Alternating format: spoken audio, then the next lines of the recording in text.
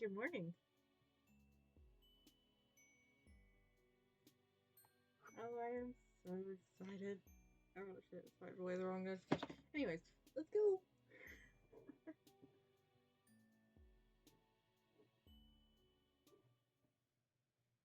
I like a half an hour ago just watched the first episode of Paradox Live. It has been so worth the wait.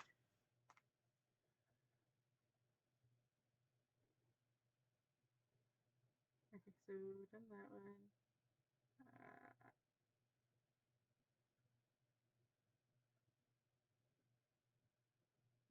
Hello.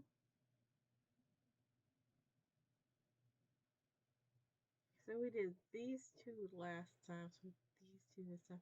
Let's go. Wait. No, I already had caffeine today. I do not need more.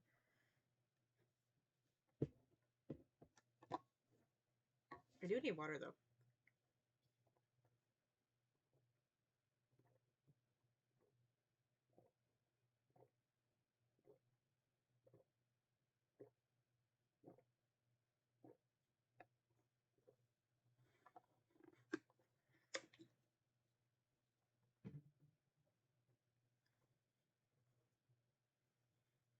All right, let's go. Another night, another long, long walk. Despite the blisters, you have started to feel truly optimistic. You've got a lot going for you these days. True, you're still technically a castaway on a hostile planet with absolutely no hope of rescue, but if you're completely honest, Earth was pretty shitty too. You're sure 98% of everyone here is a psychopath who would rip your face off as soon as look at you, but it's the other 2% that are really going to make it all worth it.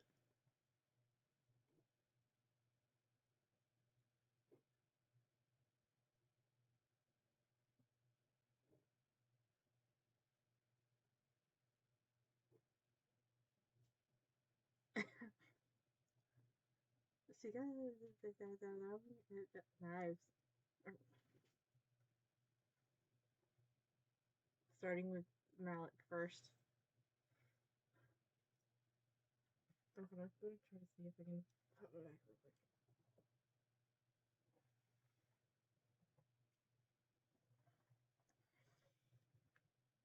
Alright. Should probably do that before I start streams from now on. Oh well.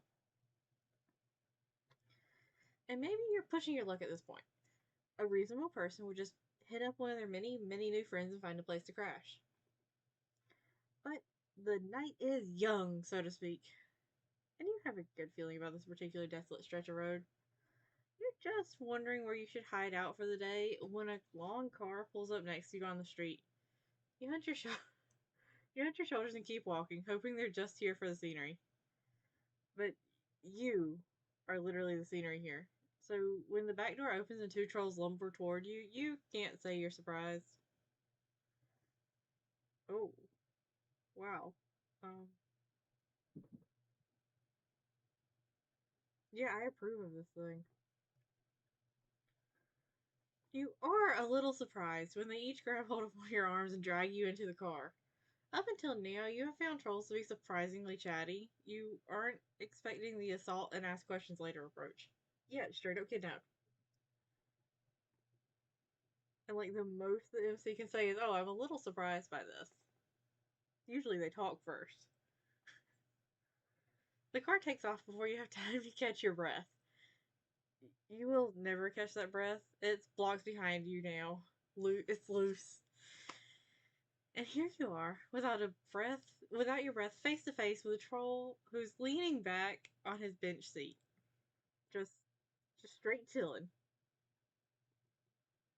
The dome light glints off his blue eyes, and what someone less hip than you might describe as way too many piercings. Oh, I like this description.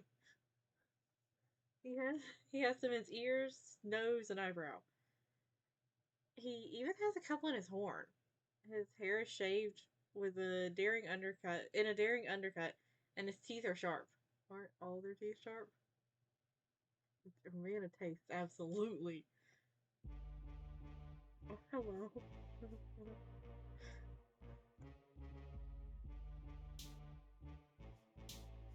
Give me a moment. I'm enjoying the music.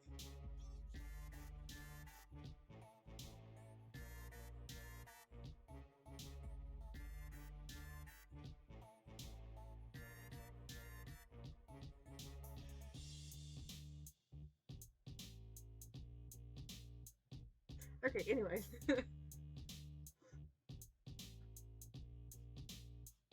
My throat is still kind of rough from the other days. I don't know how voices are going to go. We're just gonna not use them. Hey. Hold on. I wasn't expecting the first choice to be like literally right off the bat there. Oh, hey! Really? It sounds so good and then it has, and then it has that name.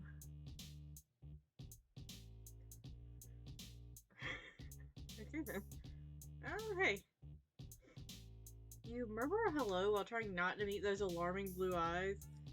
Because although you've amassed quite a cache of high blood hoes, you know blue typically. Okay, hold on.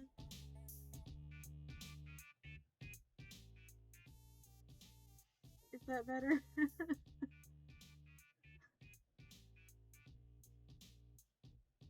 I don't know what it is about the music in these like most recent chapter volumes. I almost wonder if all of the music was supposed to be that loud and they just needed to adjust the. I don't know. I don't know nothing about music, but that they needed to adjust something before.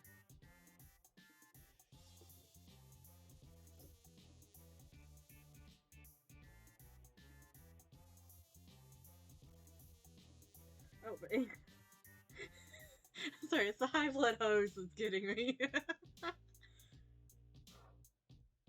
Yikes.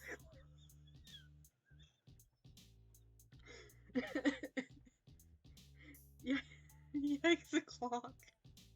I'm gonna have to start using that in my regular life. Oh. Ow. Profit and time. Nice.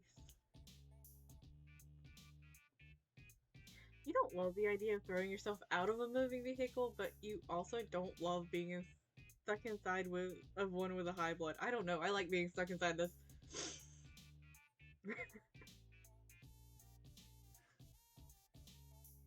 I'm gonna need some more water because I am awfully thirsty today. That we can see.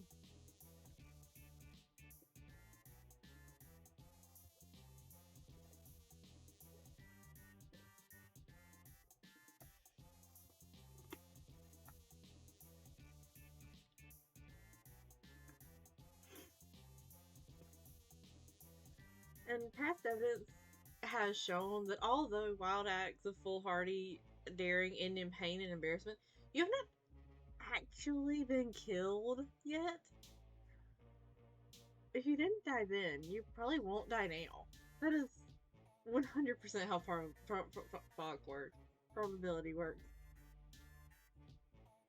Let me try taking it down a little bit lower. That feels like that'll be too quiet.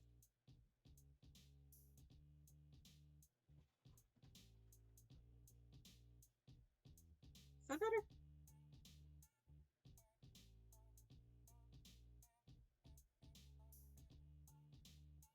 Okay. This music seems to be like considerably louder than even the loudest ones earlier.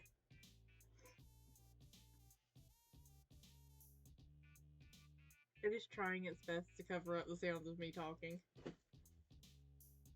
What you doing over there, Sushi? Hmm? Okay. You open the door, and before the troll or his ruffians have a chance to protest, you ollie out of there. You're right, you don't die, but it sucks. I'm sorry. We took one look at him and yeeted ourselves out of there and didn't even try. The fuck is wrong with us? No, no, no, no, no, no. Get your ass back in that car.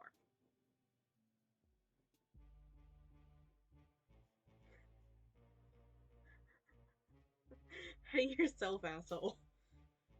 Oh, damn.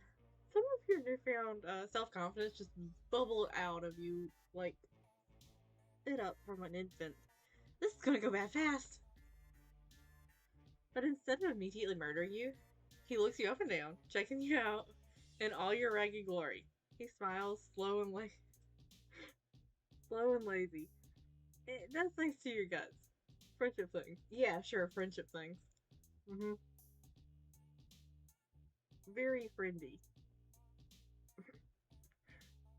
His smile stretches wider, going slightly lopsided from his piercing. He looks like he likes what he sees.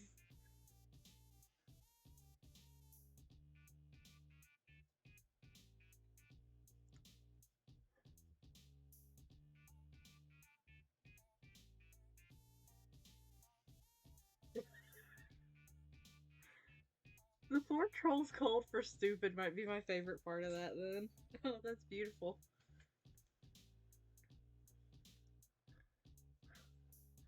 He looks like he likes what he sees, even if what he sees is you being a rude bitch. Fair. I did just get my boys to drag you off the street. I get how that equals not a little not chill.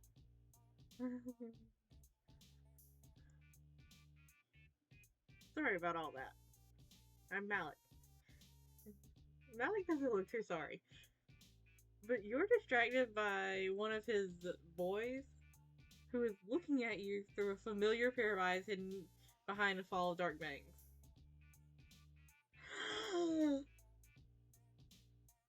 He's back!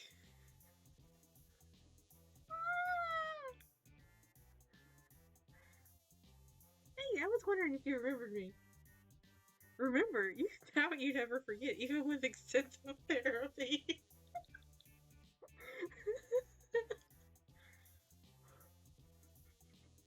Meat boy, he's back. Aww. Yeah, sorry about the cloak and laser bullshit. Just couldn't let anybody else get their fronds on you first. Wait, what is, I don't know how to pronounce his name actually. Is it Demon?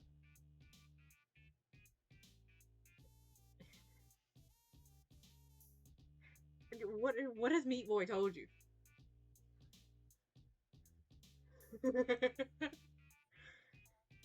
Absolutely. You know, wow, he was looking for you? Like, specifically? For sure, dude. I've been following you. Really? You feel like you would have noticed someone like him? He doesn't exactly blend in. Mallek holds up his palm husk with the Chitter app open. You recognize your own profile. Your follower count has gone up significantly since the last time you checked.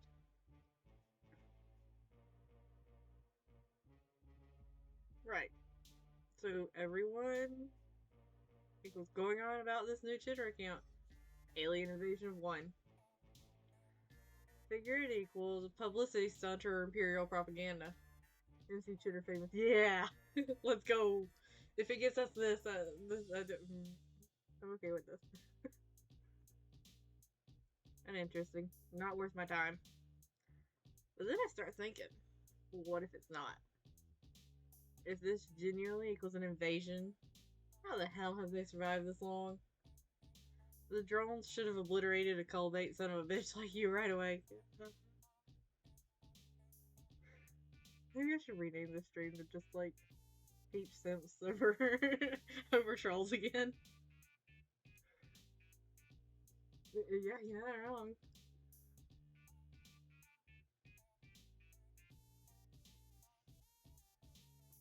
literally what I said. That's right. Very, very pretty. They should have taken your hornless head off pedigrees ago. Pedigrees ago.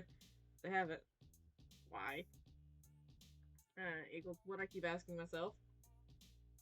Then I figured how you must be doing it.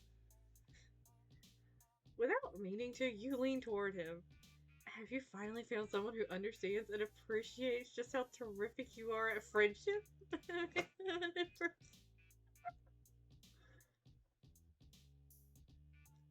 Who really gets your area of study? You're a robot. Oh, god damn it. Not even close. But he's so obviously and avidly interested in you that, well, you tell a tiny little fib. Oh wait, there are no other choices. I'm just gonna, like, go with it. Hell yeah. Hey, this is kinda crazy. I didn't know you were a robot. Wild. I guess that makes sense, though. You did have sixth sense for meat and where to find it. Yeah, I do.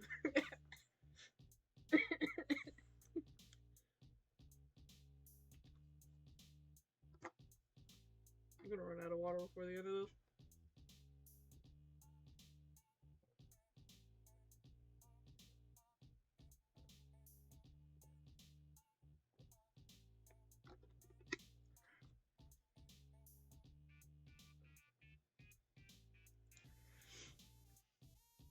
Mallek looks intrigued. Meat tracker. That equals interesting. I'm still gonna read it as equals. I think that's more entertaining.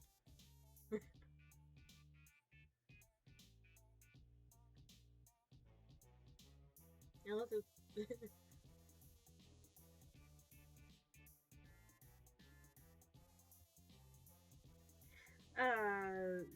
Sure. You hope he doesn't try to test that functionality. You don't have another meat miracle in you. Meat miracle.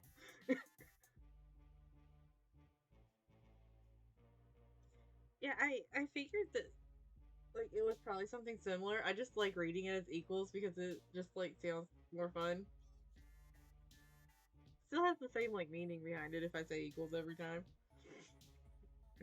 Meat miracle.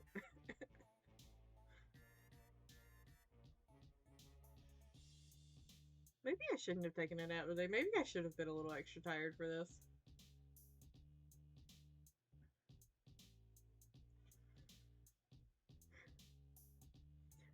All he does is keep giving you piercing looks in between texting furiously.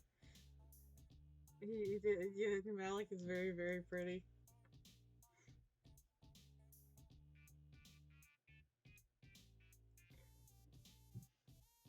Then he snaps a photo of you. Oh no, he's not gonna post that on Twitter. Hashtag robot. You can't be a hashtag. Everyone will know you're lying and blow up your cover. Not to mention your mentions. Don't worry about that. Social media gives me hives. Wait, so you're taking this picture for yourself? Okay.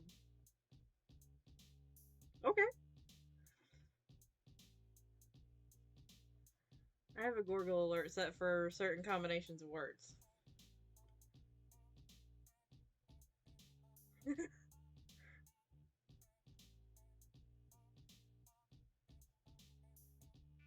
on, I got the itch. Okay.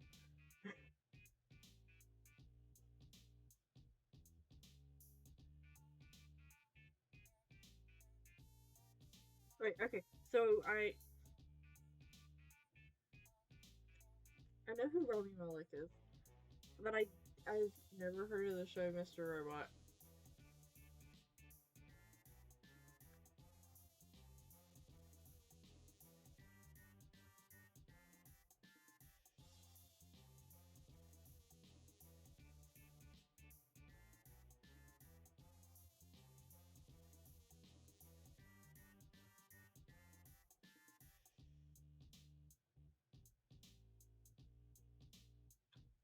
Hello, Sushi, I don't have the sling right now. Do you need me to go get a sling?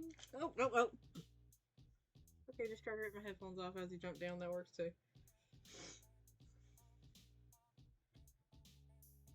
After Zebra's place, you're kind of expecting another lavish place, but when you get out of the car, you see that Mallek isn't indigo, he's cerulean. Like Elward and Remele and that one girl who kept boys in cages. Her. How dare you not mention her name? Also, you're starting to think people's hives have more to do with taste than caste.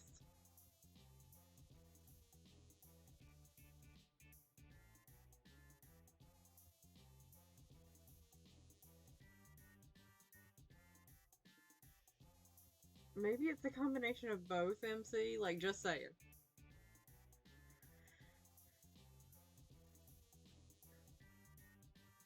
Amicia had a homey little art studio, and Togora had all those vases and shit. Togora did have, like, a lot of shit just sitting around. I mean, I'm not. I don't dislike it. Togora's still my number one.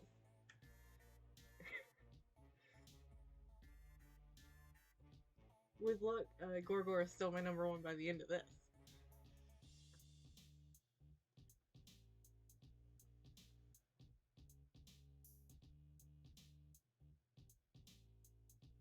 Huh.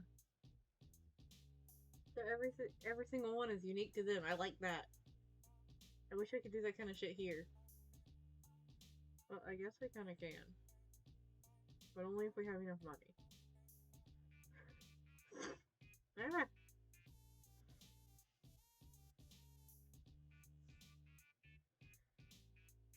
Before he leads you inside the apartment building, Mallek turns to Demon and the other low blood and starts messing around on his palm husk again. Nice job, guys. I'm rerouting a Scythian drone shipment as we speak. Who was?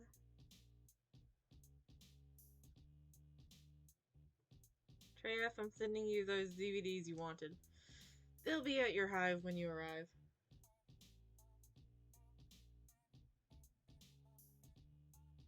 Yeah, Alternative may suck, but at least housing is kind of good. Assuming nothing causes your one house to get destroyed, at least. Yeah, like, if they got nothing else, they got the housing part down pat. And, the pretty, very pretty trolls.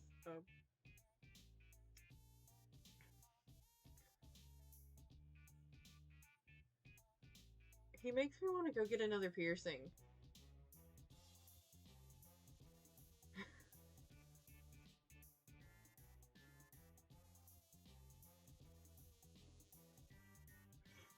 Focus. Friendsim. Yeah, that is absolutely what this is. At least at this point. It started out as a friendship sim.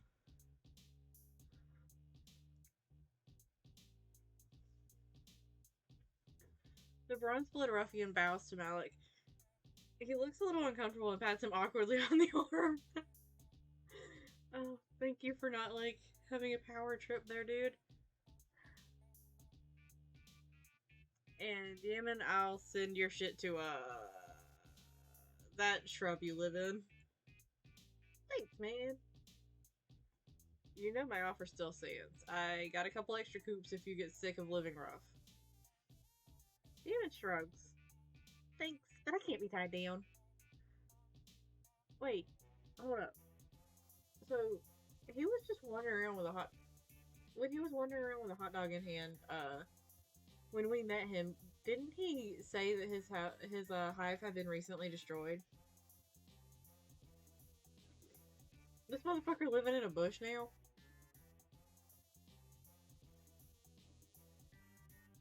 Hold on. 1, 2, 3, 4, 5, 6, 7.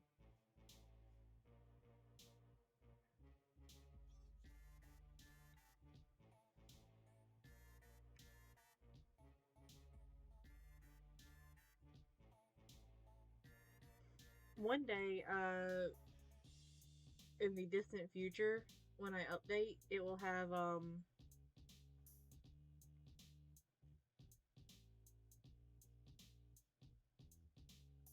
9.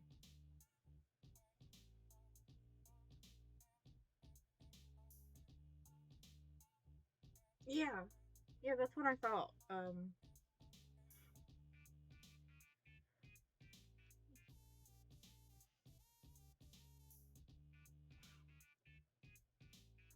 He apparently enjoys his living in the bushes, though. I mean, I guess as long as he keeps finding meat, he'll be fine. Nice to see you again. My dude.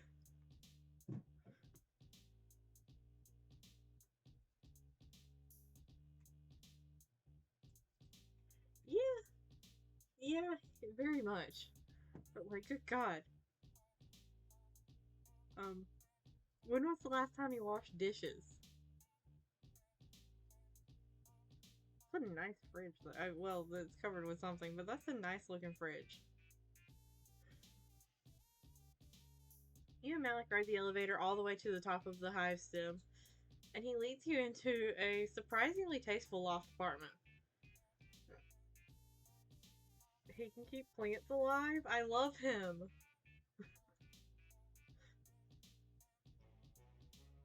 Come on, my shit equals upstairs. Isn't the whole apartment his shit? Yeah, technically. Let's go upstairs though. I mean, you ain't gotta tell me twice.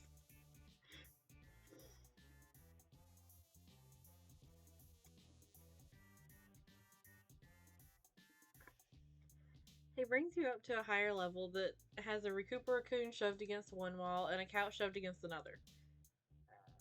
But they're both afterthoughts to just an ungodly amount of computer shit.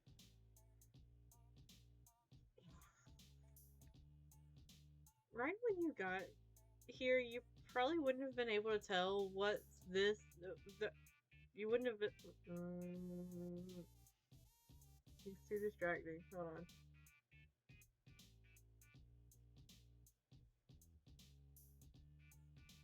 Huh. I'm not gonna lie, the fiddle faddle sounds the most interesting.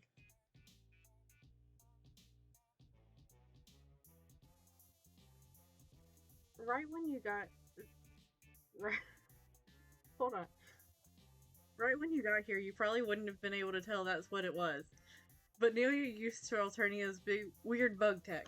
Okay, there we go. I literally, like, put my hand over him on the screen during. Squishy and organic, and almost certainly alive. At least in the way that plants are alive. Though couple the couple wires here the couple wires in there are almost definitely slithering.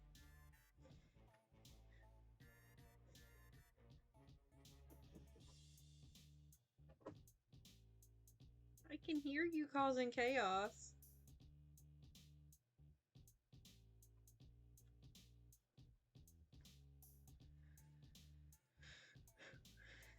Mallek sits down in front of one of his screens and wakes it up with a single swipe of his claws.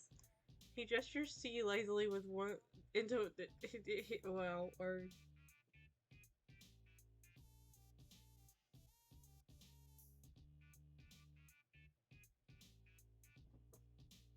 okay. Look, I get that I've only got like one real eye, but like, you can read that? That's some tiny ass lettering. I didn't even realize there was lettering on that skateboard.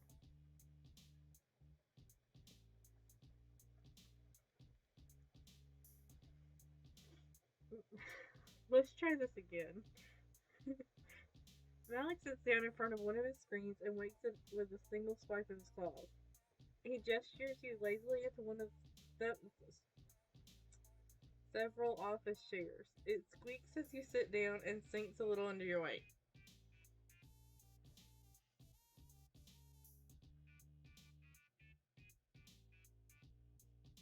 I'm not crazy. The text is going off of the bottom. He proceeds to ignore you as he slides a little pair of thin framed glasses onto his nose, typing a list of commands into a text box. He wears glasses.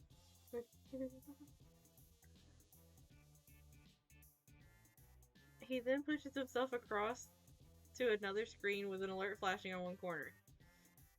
You know what this is all adding up to. He's an IT guy.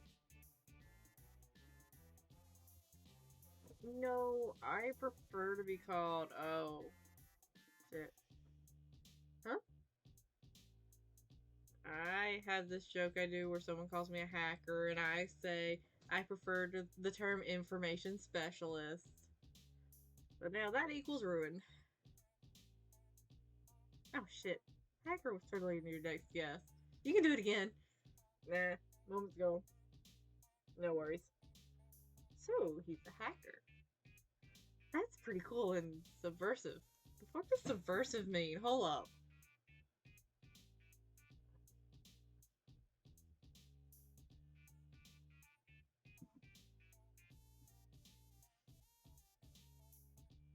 Seeking or intending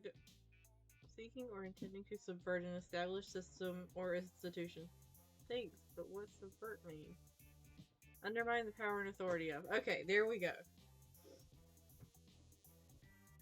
Have my vocab lesson courtesy of HIVESWAP.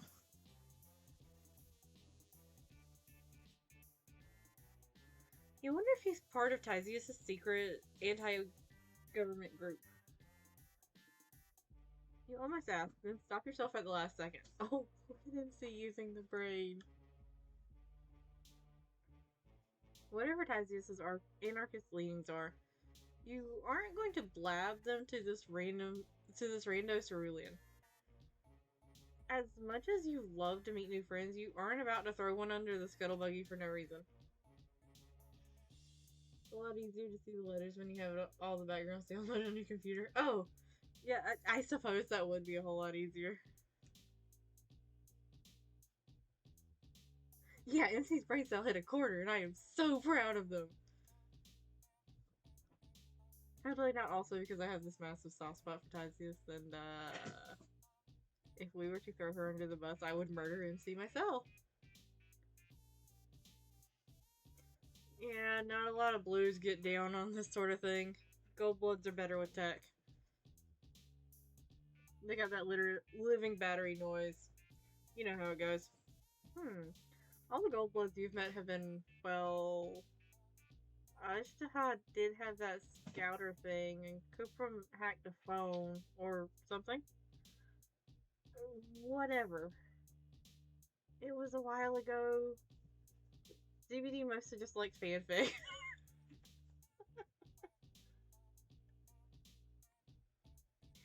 Interesting.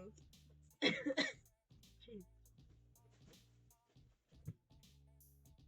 It was a great time to have the zoomies. You took a nap when I did, didn't you?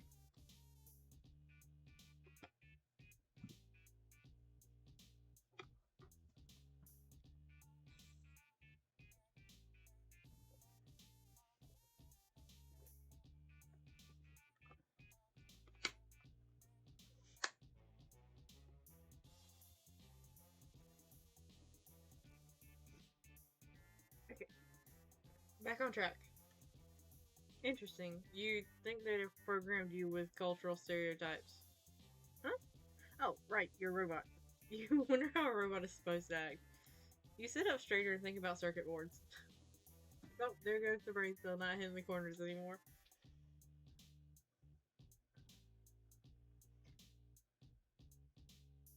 Mallek messes around with some more on his computer and frowns. Then he frowns some more. Then he reaches down and picks up one of the thick purple wires from the mess on the ground. He pauses. Apparently, he isn't sure where to stick it.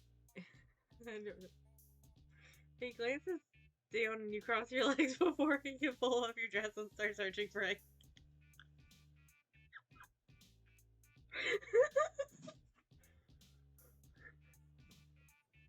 He glances down and you cross your legs before he can pull your dress up and start searching for external ports because nope, not happening, dude.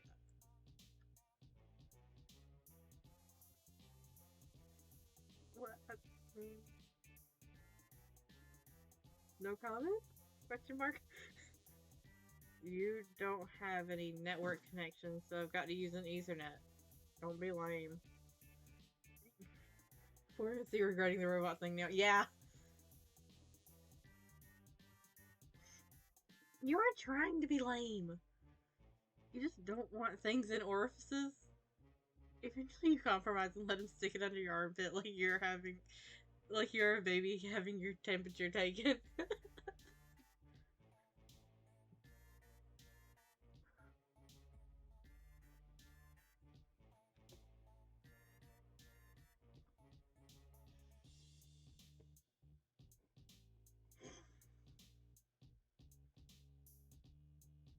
You watch him tap away at his screen, marveling at the ludicrous choices you've made in your life that have led you to a troll sticking a wire under your armpit because he can't find your Wi-Fi signal. Wait, I feel like it would also be pretty easy to realize that there's not a port there.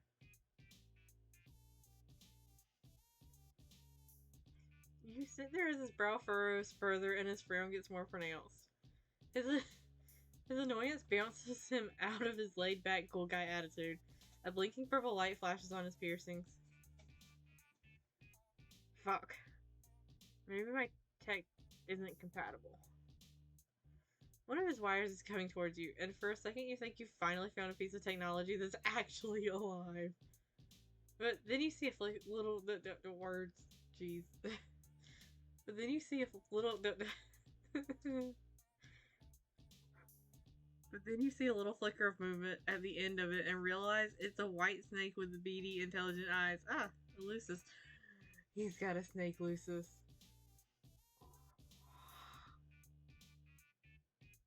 He has a little danger noodle. You're right. Ah.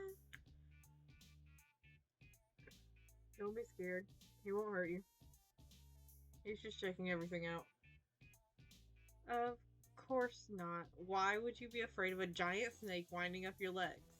I mean, I'm not afraid of that. Everybody is really about your legs. You need to get a pair of pants. I don't know. MC got that cake and legs. Maybe you should just like keep showing them off. It might get you somewhere useful at some point. Is the snake checking you for artificial parts? Are snakes particularly sensitive to technology? Is it because they're long? It's a very interesting question there. Weird. This equals a radical situation. I have no idea what to make of you, dude. You feel like such a dickhead. Can you really continue to live this lie?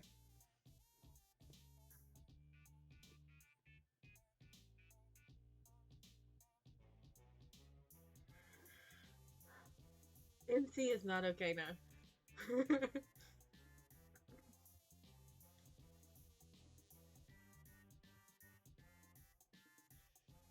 Okay. I feel like I have no idea which one could be the wrong one. So I'll start with I'm not a robot.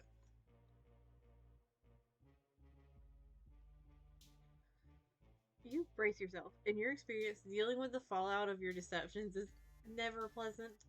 You expect him to throw you out, or at least get a snake to the face. Oh, no, don't make him sad. Instead, Mallek just sags back into his desk chair, which settles with a suppressed little squeal. He takes his glasses off and drops them onto his desk, palming at his eyes. Oh! It strikes you how exhausted he looks. You thought the dark smudges were eyeliner, but they might be eyeliner and despair. You wear eyeliner? You wonder now if...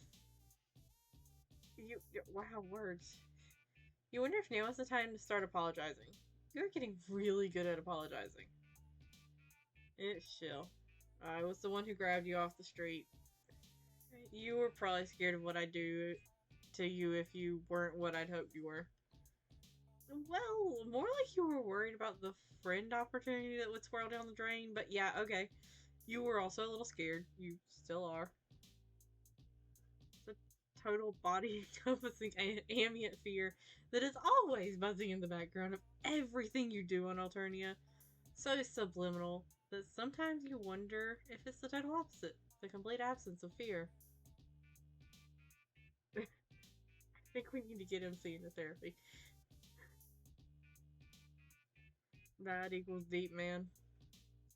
In retrospect, it equaled pretty fucking stupid to assume a robot is going to solve my problems. Very true. In your limited experience, mo robots, mo problems. Yeah, it was just something new, you know. Something I haven't tried yet. What is it exactly that he's trying so hard to do? He seems to be pretty well off, what with hacking drones and shit like that. Mallek laughs. Hacking drones. That equal all just bullshit.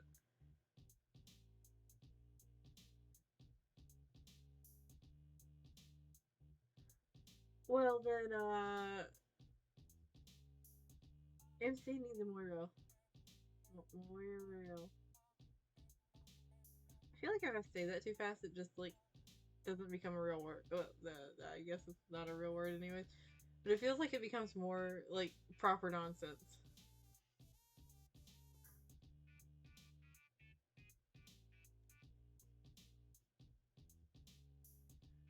His Lucis curls around his ankle affectionately. He gives him a little nudge. His palm husk rings and he pulls it up out of his pocket and just looks at it for a couple of seconds. I can't deal with this right now. Come on. He heads down to the lower floor, waiting at the bottom of the steps to see if you're following. You are, albeit nervously.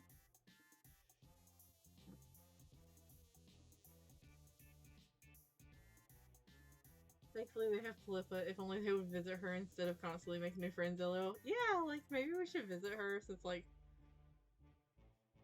you know, proper connection there. Like, past just friendship. You're having a hard time reading Mallek. Maybe it's all the piercings. Maybe it's all the piercings. It gets worse when he calls the elevator and then stands back. After you. Oh, are you gonna push me down the elevator shaft? Okay. Oh, man.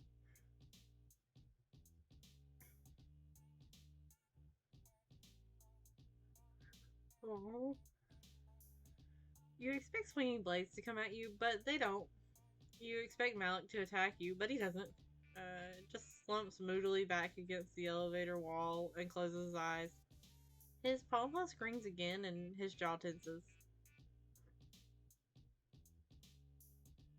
The elevator goes past the lobby, then it goes past the basement and the sub basement. Fuck. What's the... Oh, that hurt my throat.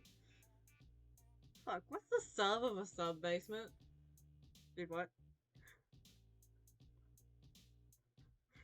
The sub basement is just a square, dungeon-like space, damp trickling down the walls.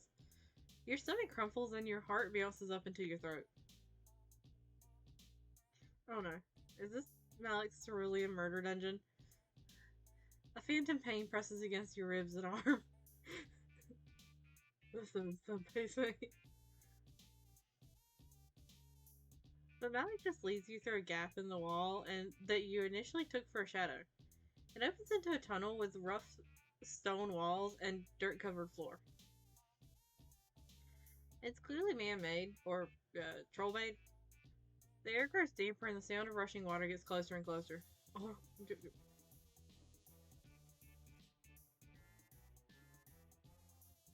you emerge from the tunnel and find yourself on the bank of a wide underground river.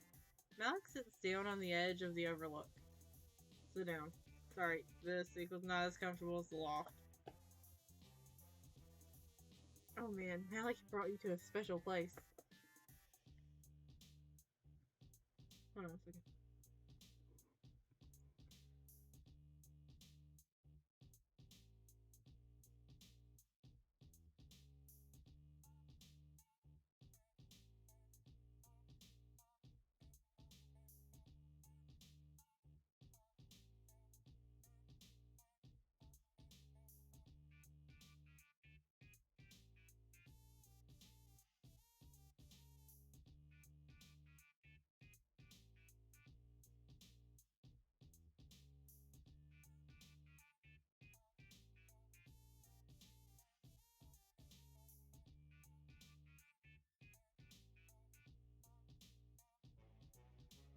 Alright, I'm back.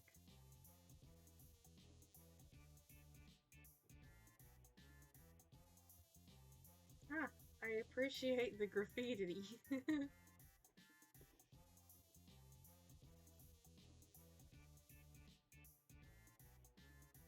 Oh man, Mallek brought you to a special place. I don't know if I'd call it special, but it equals a place I come a lot. You sit down next to him. You get how this could be pretty zen, just watching the dark river flow by. The walls glow with an eerie bioluminescence, digging craters underneath Mallek's tired eyes. Also,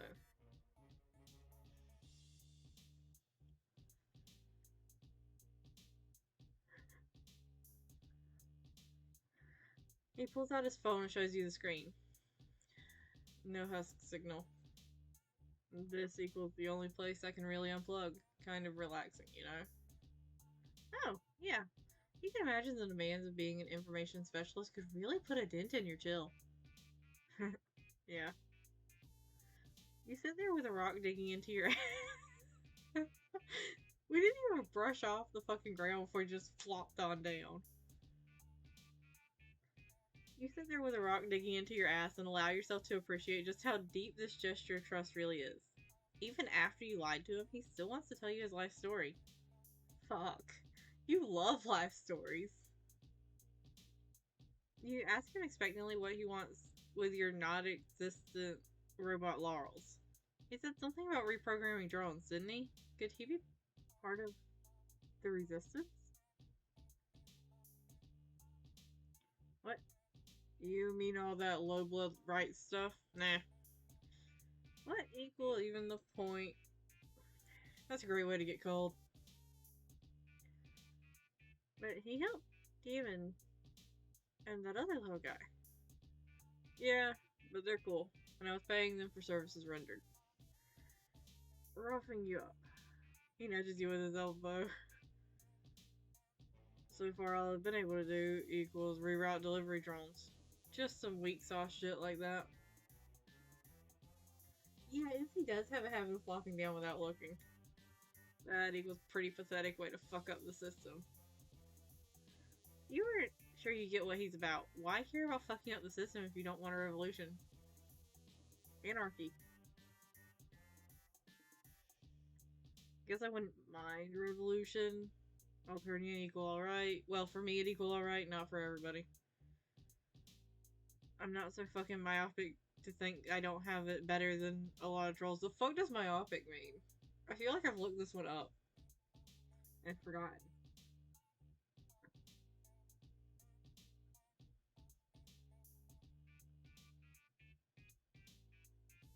Lacking imagination, foresight, or intellectual insight.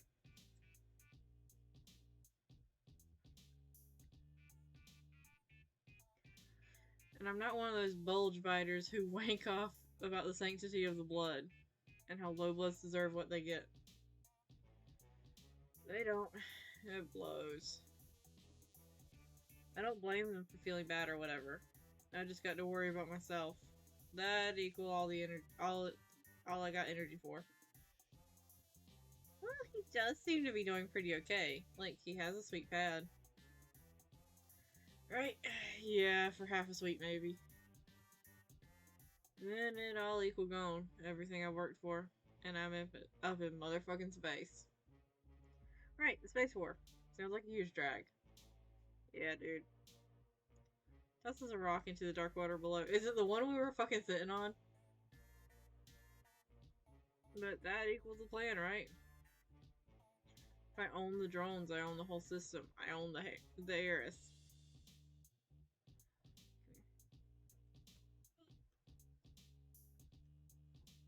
Here we go.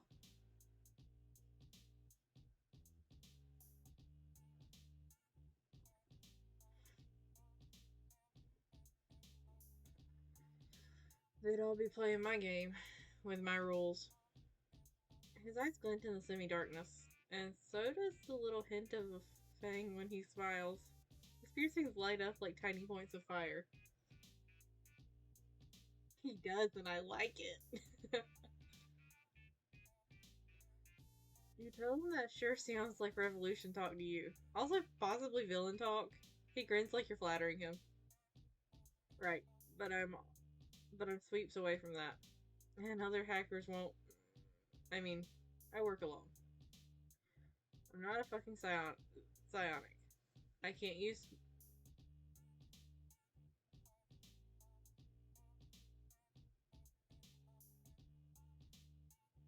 Okay, yeah, no, I had to take a moment and process that.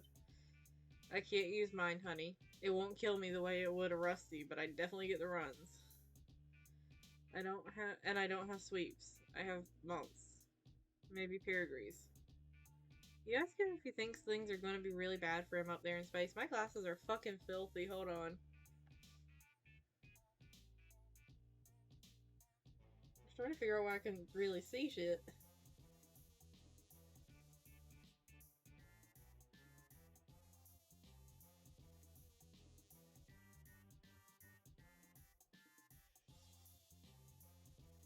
There, that's kind of better. You ask him you ask him if he thinks things are gonna be really bad for him up there in space.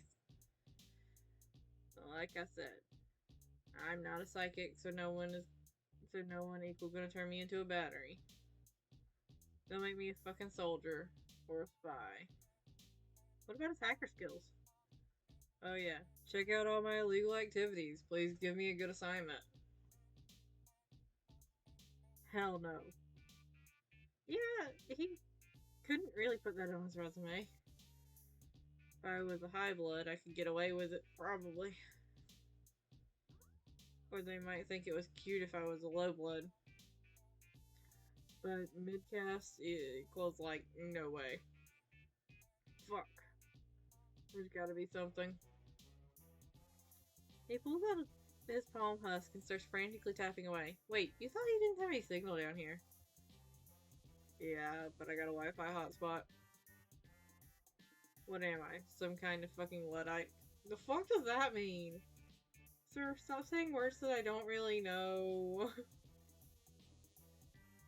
Mind Honey is first mentioned in Homestuck. It has something to do with how computers run / allow psionics to control computers with their mind.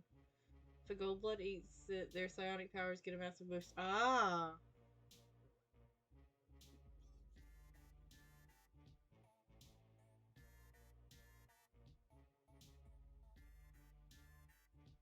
Ah. Man, his section is like a whole vocab lesson for me, not just a single vocab word. He gestures to one of his earrings. You aren't sure if he means his jewelry is the Wi-Fi hotspot, or if it's a troll gesture for you are an idiot. Honestly, it might be a little bit of both.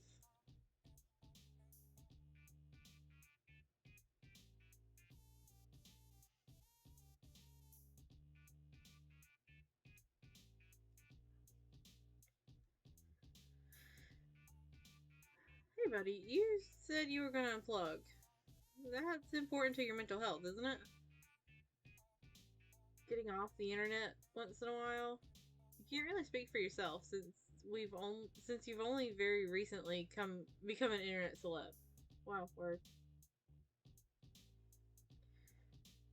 Mallek waves you away. You make a grasp for his palm husk. You aren't honestly sure why.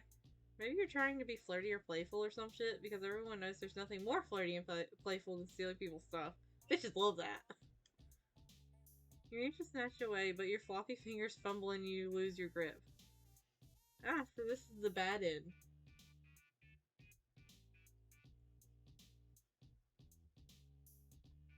MC, what the fuck are you doing? MC don't know. Mallek's phone sails over the edge of the bank and into the dark waters below. That splash is the sound of your doom. Mallek stares at the water. Then he stares at you. His mouth moves soundlessly. You threw my tech in the water. Oh no. Mallek puts his hand on your shoulder. Somehow. Against all impossible odds, he's still gonna be chill. Wow, what a guy. I don't think he's gonna be chill.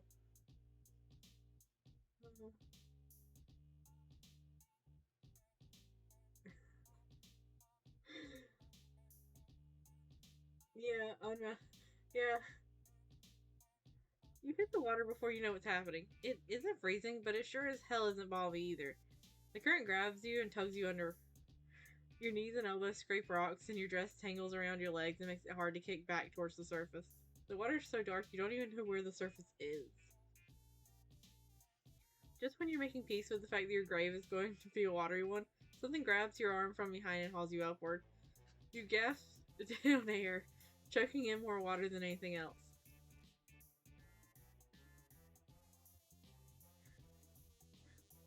Two strong hands push you onto the bank, then begin smacking you on the back. You don't think it'll help you cough up any water, but you do think it's gonna bruise.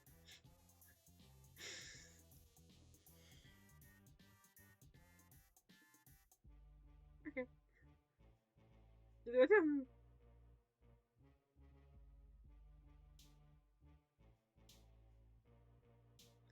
Please put a shirt back on. Please put a shirt back on. Which part of this was reflex? My bad, dude. That was reflex. Well, like I said, which part was reflex? You throwing me in the water or you pulling me back out?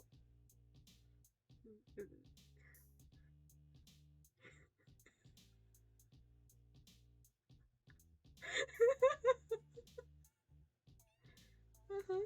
Hi, Sushi. You threw my shit in the water, so I threw yours. Was your logic that the only thing I own is me, so you were just gonna yeet me into the water? Because, like, understandable.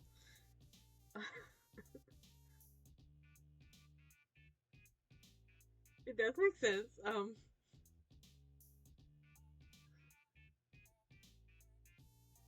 I am not okay. Thank you for asking. Are you okay? You hack up one more gasp of water and give Mallek a thumbs up.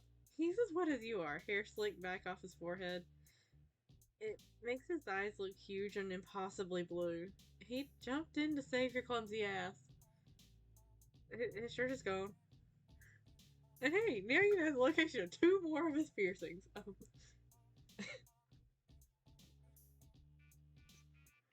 Thank you for pointing that out, MC.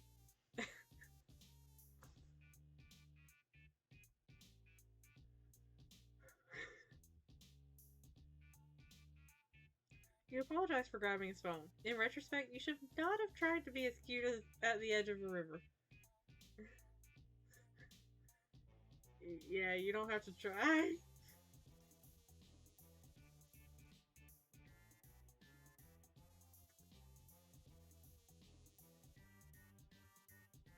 Sorry, I think Gorgor might have been bumped down a slot. Oops.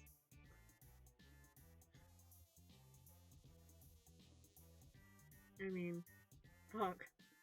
That's so adorable. I like flushes. Right now, you just look like a drowned squeak beast. Sorry, I fucked up your rumpus robe. I'll lend you something. Will you also lend me a shower? Because I can't imagine that water was very clean.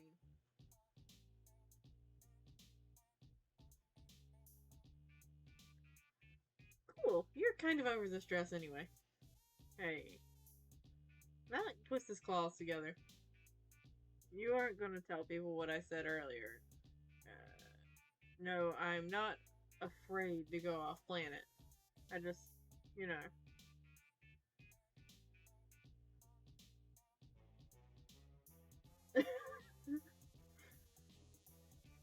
Fun fact, Malek's original design had 12 piercings, but they realized that might imply there was a 13th piercing in another place. Understandable concern. Um,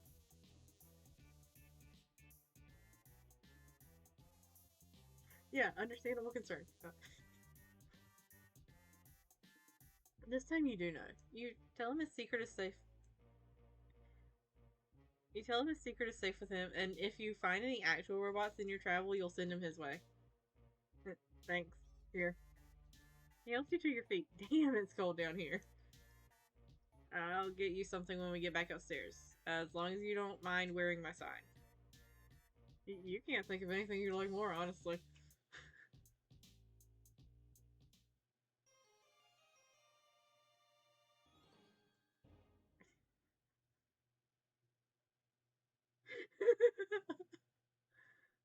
We look like such a wet, pathetic little thing.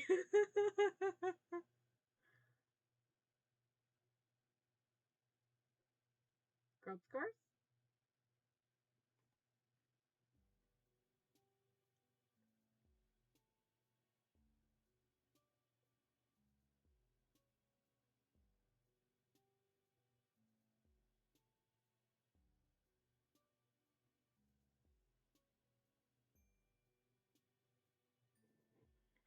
Okay, time to go get the bad end. Because, like, I thought for sure that was going to be the bad end when we grabbed the phone.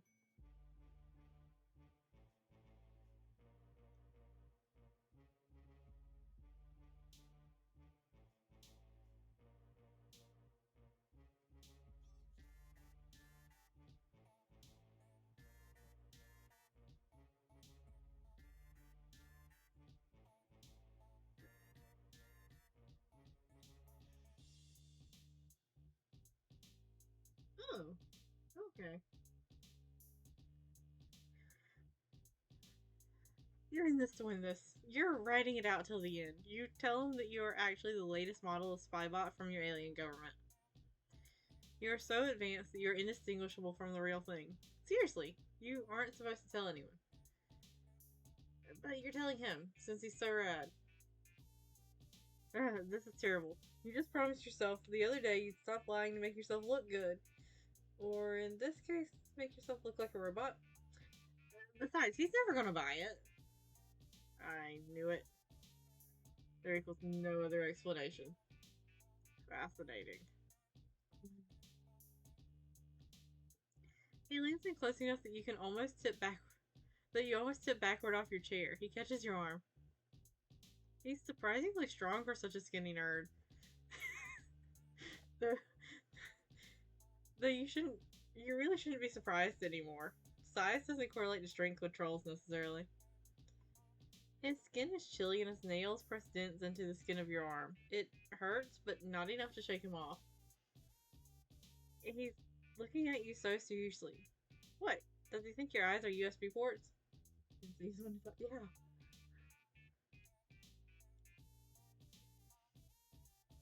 You apologize that your robot specs are not the right ones.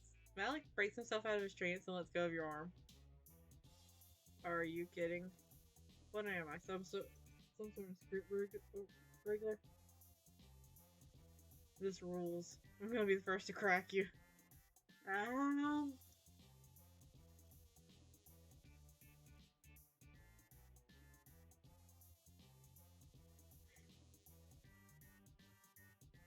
Rip MC and a good death. Yikes, you half expect him to take out some sort of torture screwdriver to start prying you open.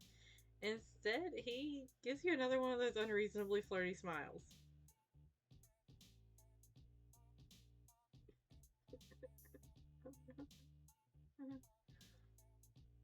When I'm done with you, I'm gonna own your entire system. Whoa. I'm hungry. Are you hungry? I am now. Roleplay, apparently. Roleplay.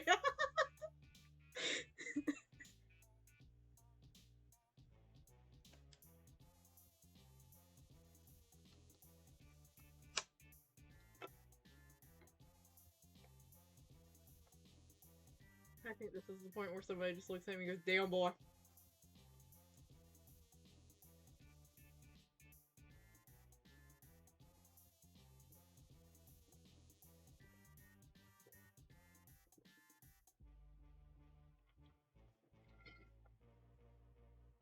Oh wait, I'm actually out of water.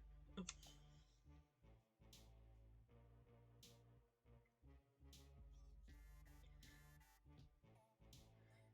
With that, he takes off down the steps, jumping the last few and vanishing down into the kitchen. You are left there blinking at his after image. It sounded like he was hitting on you back there, but then he just pranced down the stairs like a bejeweled antelope. Bejeweled antelope is a beautiful description.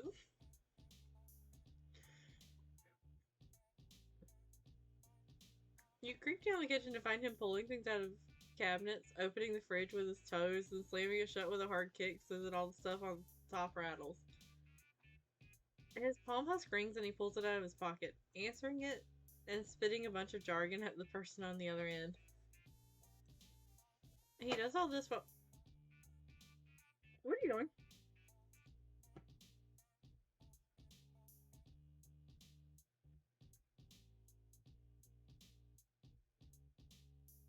Understandable.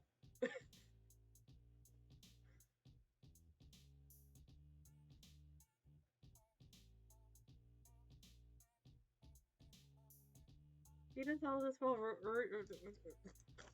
rooting around in a drawer of cutlery, talking loud enough to be heard over the rattling. Very understandable.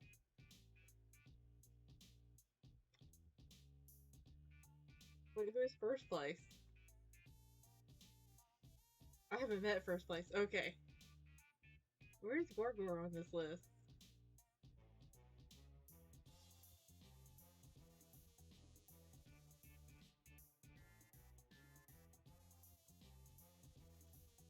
All you know about hacking is that it's usually done by a bunch of greasy dudes with glasses and Dorito dust on their fingers. Usually there's a girl and she's hot. You aren't sure which trope Mallek is yet. Oh, he's the hot girl. Possibly a combination of all of them.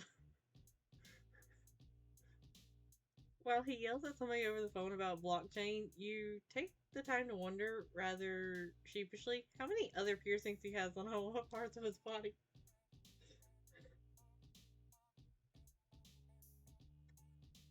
Took you this long to wonder? I haven't tried fucking with robots yet, really. So far, I've only reprogrammed drones remotely. You realize belatedly that he's no longer on the phone and is instead talking to you. Oh, right. He mentioned something about that earlier with Damon. Hacking into drones to reroute their delivery routes. Yeah, rerouting equals easy. I got almost all my gear that way. All the good stuff, equal reserved for the blues. Wait, isn't Mallek blue? He laughs and puts a pan on the stove. As if. Sure, it's really an equal blue, but barely. Every indigo you meet equal gonna make sure you know it. You want to ask him if you can help him with anything, but you barely know how to cook when you're on your own planet. He pauses with 2 eggs above above a mixing bowl.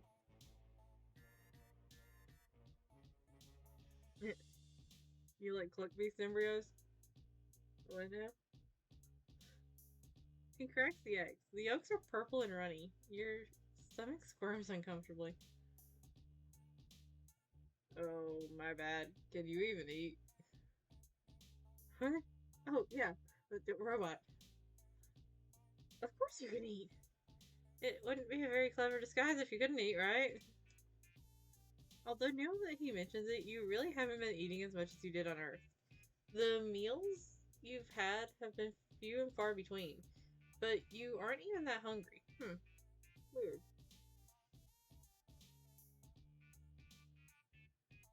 Oh, nice. Oh god, what if you are a robot? Plot twist. Mallek is not privy to your existential crisis and therefore keeps cracking eggs. Cloak beast embryos? God, troll words are so ridiculous. Not really. No language equal inherently any more ridiculous than any other, subjectively.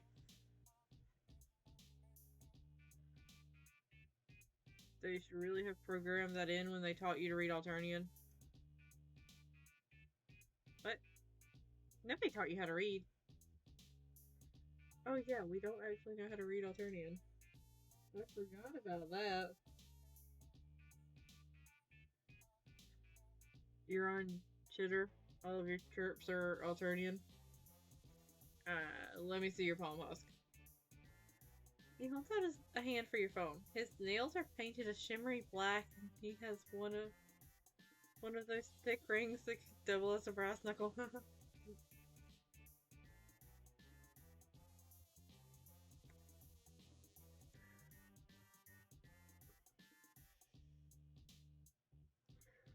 So if I didn't already really like him, I like hands.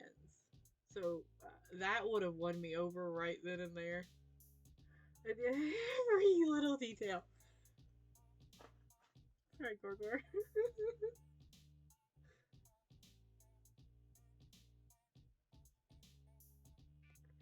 I'm going to behave and not say the thought I had about the ring out loud. You tell him that you figured out. You tell him that you figured you just had the palm husk on the Earth setting, but of course that makes no sense. Nobody here knows about Earth, or about English, for that matter. You're pretty sure it's not even the most commonly spoken Earth language. Nope. No translation software running. That and this equals good old-fashioned Alternian. Well, it's not old-fashioned, it's contemporary. That's an idiom. See, if you weren't a robot, this would be really weird. Well, it already kind of is weird that you're a robot, but your Alternian equals perfect. Do you want to tell him that your Alternian is in no way perfect? You have literally no idea what is going on. Oh! Holy fuck, that's a beautiful sprite.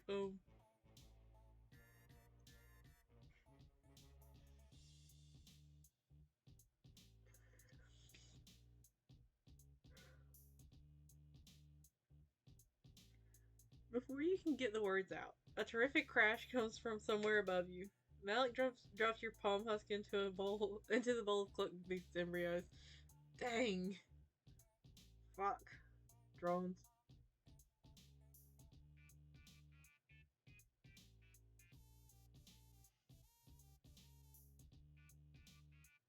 Why is he so pretty? Shit. You don't need this right here. You, a fake robot, have no chance against a real robot. With lasers, even worse. Mallek rounds on you, lips drawn back from his teeth. You. This equals your fucking fault. They must have tracked you here. No other way could they find this place. I'm off the grid. Is that why you don't wash your fucking dishes, dude? You try to point out to Mallek that maybe the drones are mad about all the hacking business, but he isn't listening to you. He's shoving his palm husk into his pocket and making a leap for the kitchen window. Fuck. Can he survive a 10-story drop? You aren't sure. One thing's for sure, though. You can't.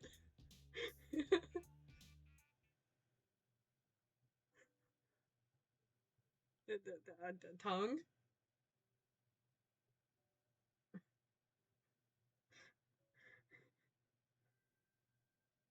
Oh yeah, Rip MC.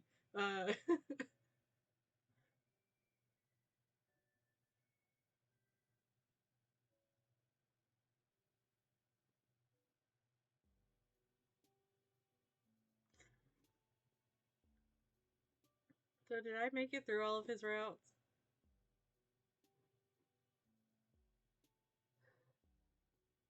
44, understandable. I will be finding them later.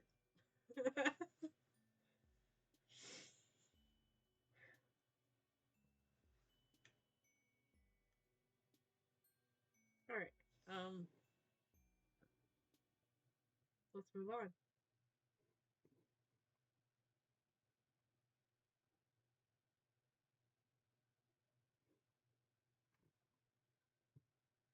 Nice.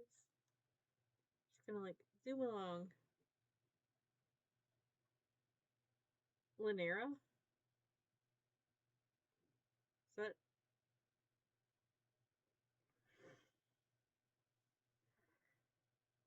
you had such good luck making friends lately that you feel almost popular. But at the same time, you feel a strange sense of loneliness that no friendship doesn't seem to penetrate. Hmm. Maybe being the only one of your species light years away from home is starting to catch up with you. Or maybe you're starting to understand why popular kids in movies sometimes seem so sad. A number of trolls now like you.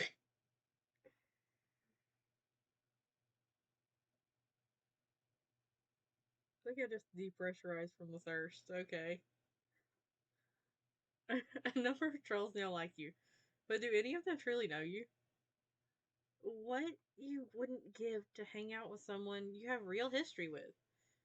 Someone with whom you don't have to do the introductory dance of yes, I'm clearly an alien, no, I don't know what's going on. Someone with whom you could reminisce about old times. Someone you've hung out with more than once. Right now, you're on the outskirts of town, and the rocky outcrops surrounding you are familiar. You're pretty sure that the entrance to the brooding caverns is around here somewhere. Man, I saw the brooding caverns and like lost any composure I had gained. Her heart beats a little faster. Branya lives close to here, and talk about history. You two know each other deeply from hanging out once, and then seeing her again with her ex-mates in her ex-mate's Prince Hive. There we go, words. Plus, you have a phone now. You have the power to text first. You get out the phone Connell gave you. You look at you go, reading an alien language and operating alien technology just fine. Does it make sense that you've learned how to read a new alphabet in weeks without the words? Does it make sense that you've learned how to read a new alphabet in weeks without anyone teaching you? Not really, but maybe your struggles with Spanish class in high school were just a fluke and you've been a secret linguistic genius the whole time. Branya texts you back immediately, giving you directions for how to meet her in the caves. You head down, but before the Jade Blood Hive is in sight, a troll emerges from the shadows. At first you think it's Branya, but you freeze midway when this new troll steps into the light. Branya doesn't wear glasses and she has never glared at you like that. Oh no. Oh no.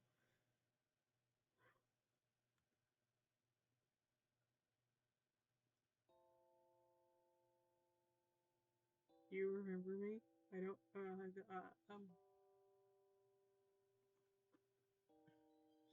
It's you. I remember you. You were down here a few weeks ago, bothering Branya and distracting her when we almost had a Lucis stampede. Ouch, is that really how Branya has described your adventures together? Maybe it's silly for something that small to hurt your feelings when another recent friend nearly got you killed in clown church, but you like to think you and Branya formed a real connection. She never made you feel like you were bothering her. A real connection? Oh, that is a good name for what I just encountered. It's a very nice one, too. Is that why you think you can just come down here and text her? Holy shit, is Lanera reading Bronya's messages? Does Bronya know she's been doing that? That's none of your business. Bronya and I are best friends. Ooh. I'm just looking out for her. She has a lot of Jade Blood responsibilities and doesn't need anyone shifty coming in to disrupt her. You have to wonder if Branya would agree with this statement made on her behalf. And you sure would like to see her in person and confirm for yourself. Oh, you'd like that, wouldn't you? Why don't you tell me? What is the nature of your relationship? Why should I allow you to hang out with her? As your text message so boldly suggested. Well, I think I saved your ass in some bleak situations before, but you could also go on the offensive here. You're concerned about Bronya's privacy now, and as her friend, maybe you shouldn't just look the other way. Yes.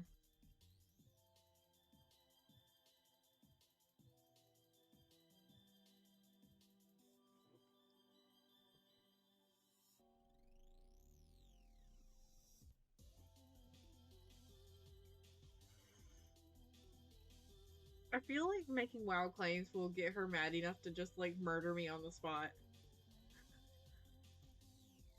You and Bronya go way back.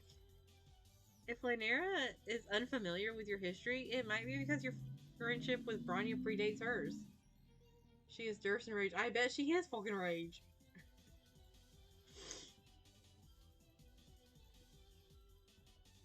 And actually, part of why you texted her today was because your close friendship has recently been getting a little red, you could say.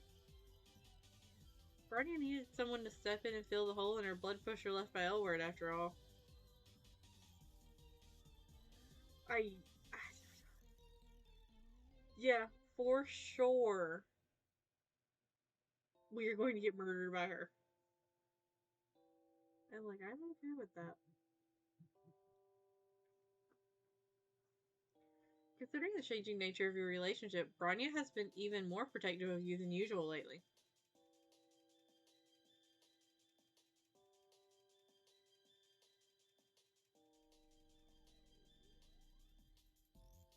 One of her bullet points was she's got a list of names and they're all in red, underlined. If I'm lucky, my name will also be on that list. Give me a couple of minutes to appreciate this sprite. I was appreciating it on the selection screen too.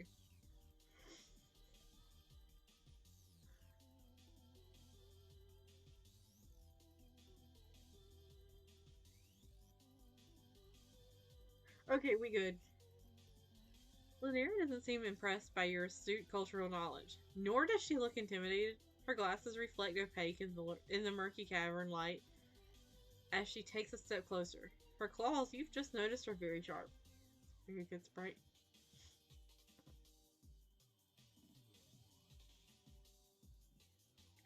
Bronya is very protective of those she pities. You've got that much right, if you're telling the truth. And I don't know that you are. Maybe she would want to protect you if she knew that you were here. Oh fuck. You fucked up. If Lynera intercepted Bronya's phone, then Bronya has no idea you reached out, and you can be disappeared with some of the with none the wiser. This wow.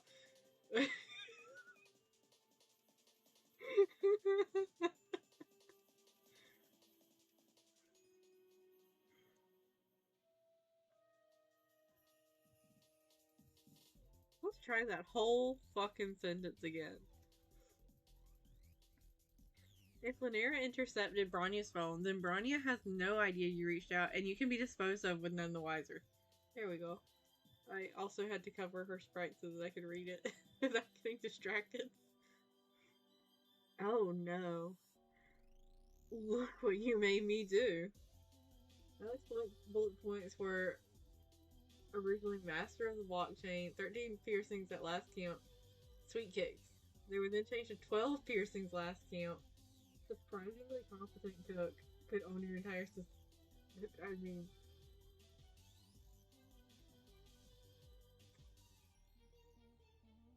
well then. Wait. How many piercings can we see immediately? I wanna focus. Focus. There is no focus left. Um,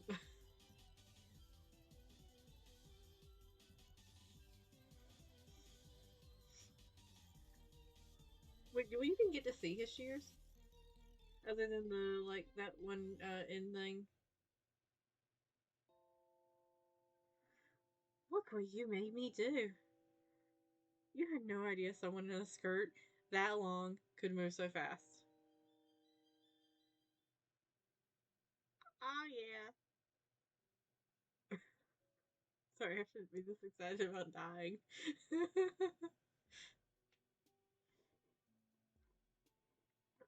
Alright, time to not piss her off this time. What right does she have to creep on Bronya's phone? You puff up with all the self-righteousness you can muster. The nature of your relationship with Bronya is between you and Bronya, and you're not doing anything suspicious by wanting to see your friend. In fact, it seems a lot more suspicious that Lynera is trying to intercept anyone who messages Bronya. What possible reason could she have to justify that?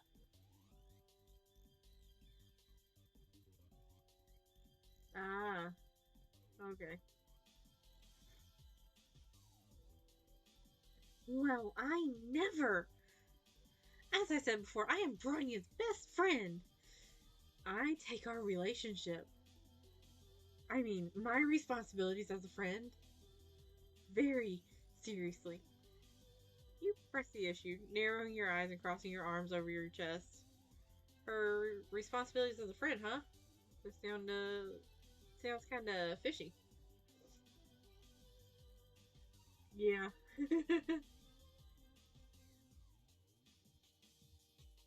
Fishy? Are you serious right now? Are you really coming down here, making fish puns? Like some kind of sea dweller? That is so suspicious. Who knows what Bronya decided to show you when you tricked her into trusting you? Not that we have anything to hide, but who knows? If you're at all associated with sea dwellers, then we have a pretty big problem on our hands. Don't you? You've heard of sea dwellers by now, but none of your friends have talked about them much. But mostly you've gathered that they dwell in the sea. Oh, hold on. Gotta plug up the Laffy Top.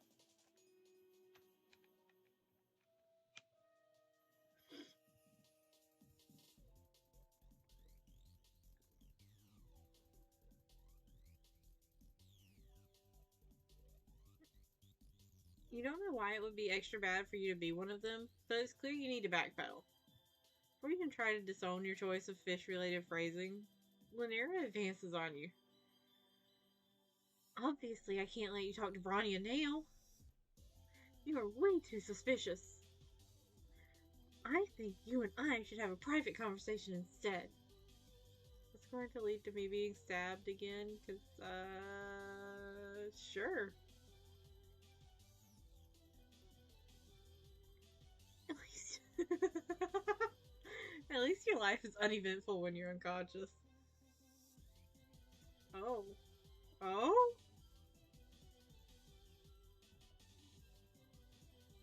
Oh.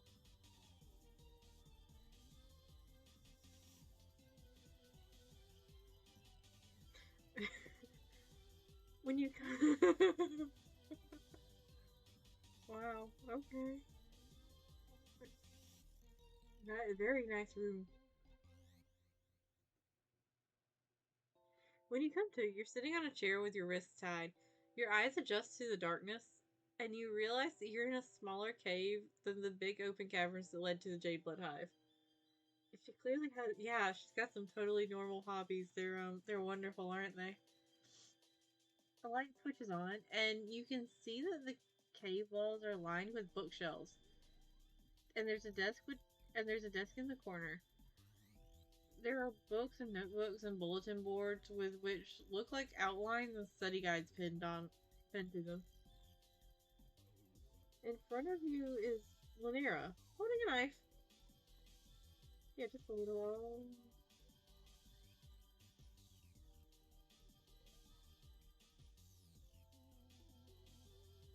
So,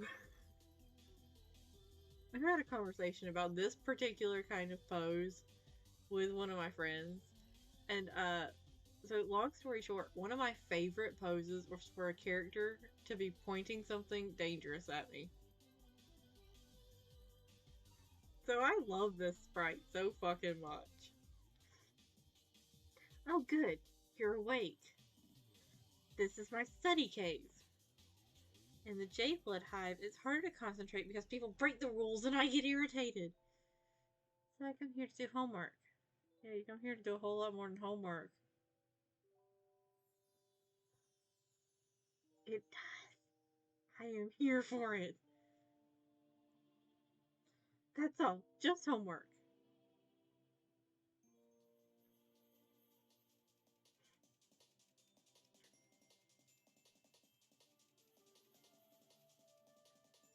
When you take a second look at the bulletin boards, you see that a lot of what Linnea has pinned up are pictures of Branya.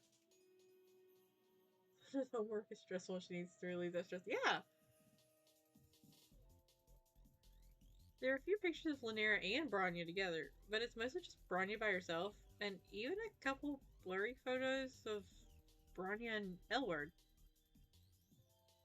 What are you looking at? There's nothing to see here. She brandishes the knife in your face. Okay, yeah, sure. Now she and her gigantic knife have your full attention. And you're not looking at her creepy Branya shrine anymore.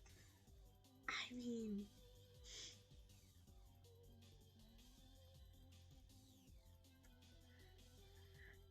If you need a new obsession, I am here.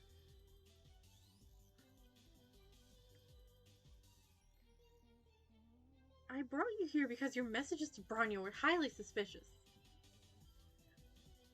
I don't know you and I don't trust you. You could be trying to see Branya for nefarious purposes. So I brought you here to vet you. Absolutely. Like, same thing as her. It's like all the walls except for the door are plasters.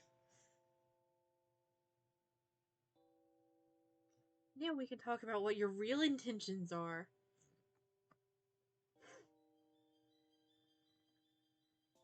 So, you're definitely going to die in this cave. Held captive by an unhinged Jade Blood who was convinced of your guilt from the moment you dared to text her best friend. That kind of sucks. You tried so hard and you got so...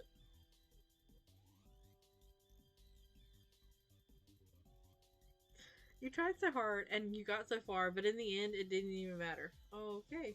Thank you for the sudden reference that now has a song stuck in my fucking head. Oh, come on. Stop playing the victim. Anyone is the victim here, it's me. I try so hard to be there for Branya as her best friend, but she doesn't even... Linnea stops abruptly. You see her lower lip start to tremble before she turns her face away from you. The sharp tip of her knife pointed at your throat droops a bit. Oh, honey. Ah. Its dejected swing takes it dangerously close to your navel, and you try to subtly lean backwards in your chair.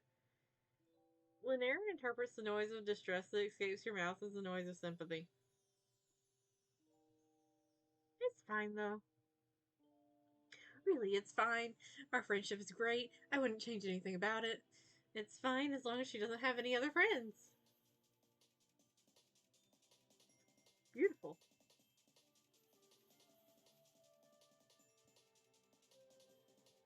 Yeah, I would give her head pats if we weren't tied to a chair as well. I'm down for that.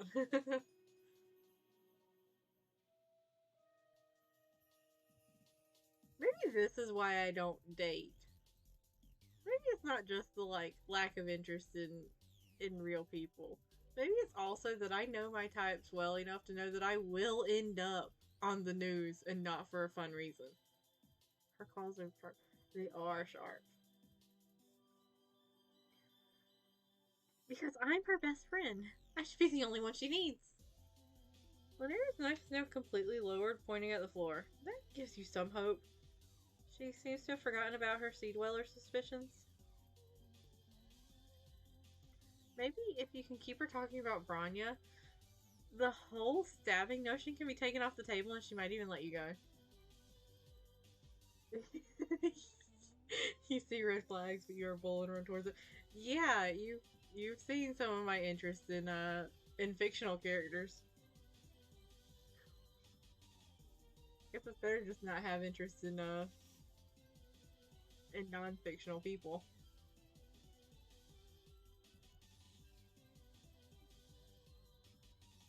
You rack your brain for all the knowledge of Alternian relationship dynamics, and you've managed to compile during your time on this planet. Best friends. They have a special word for that, right? You tell Lanera that you're sure Branya doesn't need anyone else. If she and Branya are Moirails, then Lanera must be very special to her. What? I never said we were Moirails. That's not even the quadrant I want her in. I mean, never mind that. How dare you make assumptions? I love her.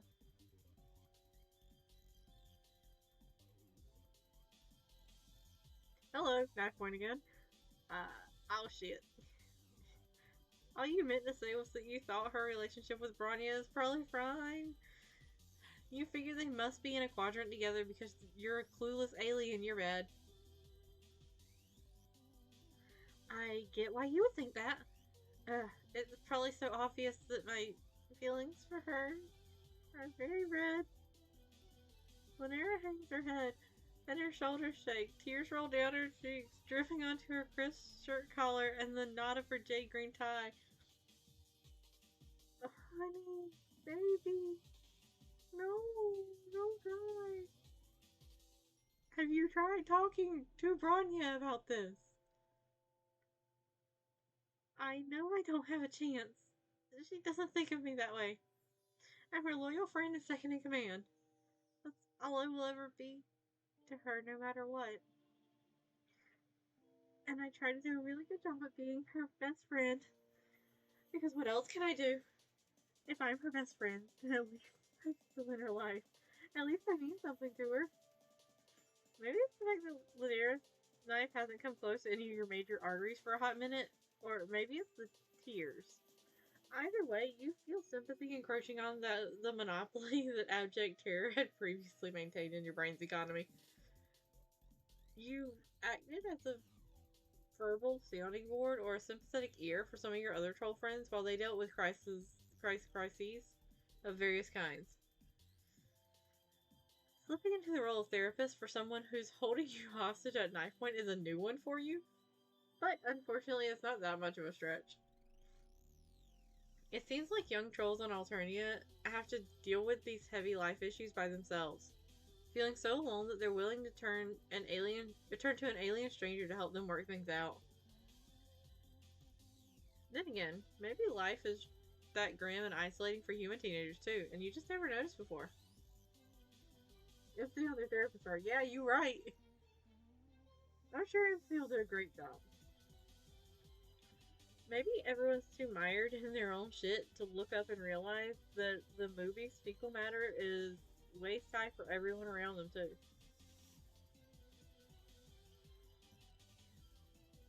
You clear your throat and speak with as much consoling gentleness as you can muster while your head still throbs from where Lanera knocked you out. It seems like trying to be Bronya's best friend isn't making Lanera very happy. Of course it isn't making me happy. I can't keep her from having other friends no matter how hard I try. Oh, she's amazing, so of course everyone wants to be her friend. Including you, apparently. You barely even had a chance to miss that knife before it's waving around again. Yikes, your friendship with Branya is nothing like her relationship with Lanera. You don't count as any kind of competition. Branya is one of many friends to you, and while you cherish her and support her endeavors, you appreciate the joy and fulfillment that can come from depending on a single person to meet all of your emotional needs. I skipped the line there.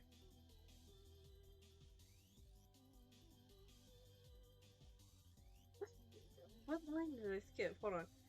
Bronya is one of many friends to you, and while you cherish and support her endeavors, you appreciate the joy and fulfillment that can come from having many different friends instead of depending on a single person to meet all your emotional needs. I think I skipped the many different friends line. Sounds fake. Why would I ever want friends besides Bronya? She is my whole world. Okay, but it seems like it's painful for Lynera to be relying on Bronya to be her whole world when Bronya isn't doing the same in return. Has Lynera ever talked to Bronya about anything? Any of this? No, never. I'm terrified to tell her how I feel. Making her best friend feels awful. But losing her would be so much worse. I can't take that risk. But if Lynera never talks to Bronya about her feelings, she'll always be unhappy because she wants more. Even if she thinks it's unlikely that Bronya feels the same way, maybe open communication with her friend could help Lynera process her feelings and move on. Yeah, Essie's brain cells are working overtime. I'm fully expecting us to be a complete dumbass in the next chapter. At least one of the next volume's characters will have a moment where we are so much of a dumbass that everybody stops and stares. Because this is some good shit. We got some good shit going right now.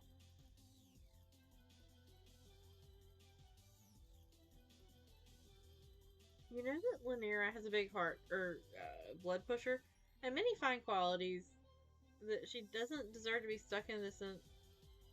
Many fine qualities, and she does.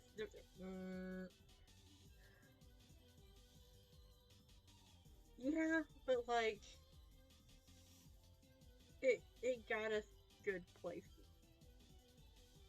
even if we were a dumbass.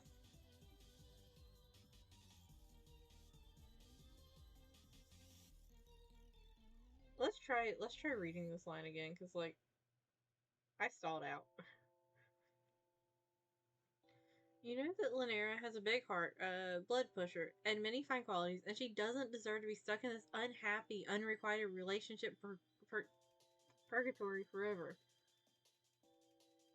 Wow, you really think I have fine qualities? You tried very hard not to think about the glint of that knife. Sure, Lynera has positive qualities. She seems loyal and well organized and studious and caring. Some troll out there is going to want the same kind of closeness from her that Lynera is looking for. And she owes it to herself to take actions that could lead to happiness instead of being stuck in a sad situation forever. I don't know. Maybe you're right or maybe you're wrong, but I don't want to move on.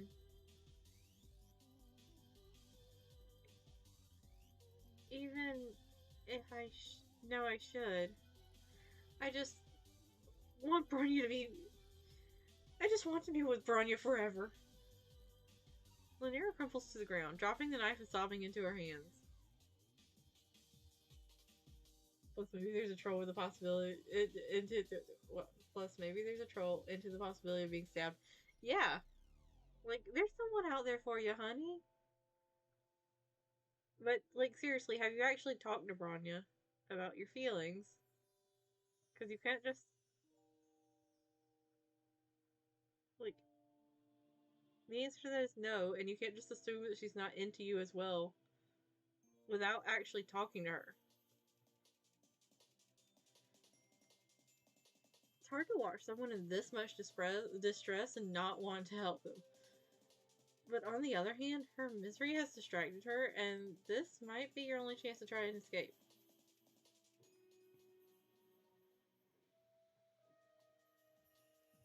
I already did both of the... Yeah, because I got stabbed. I'm going to attempt comfort. You remember what you did for Philippa when she was upset? We're still trying that without the understanding that we need to be more real.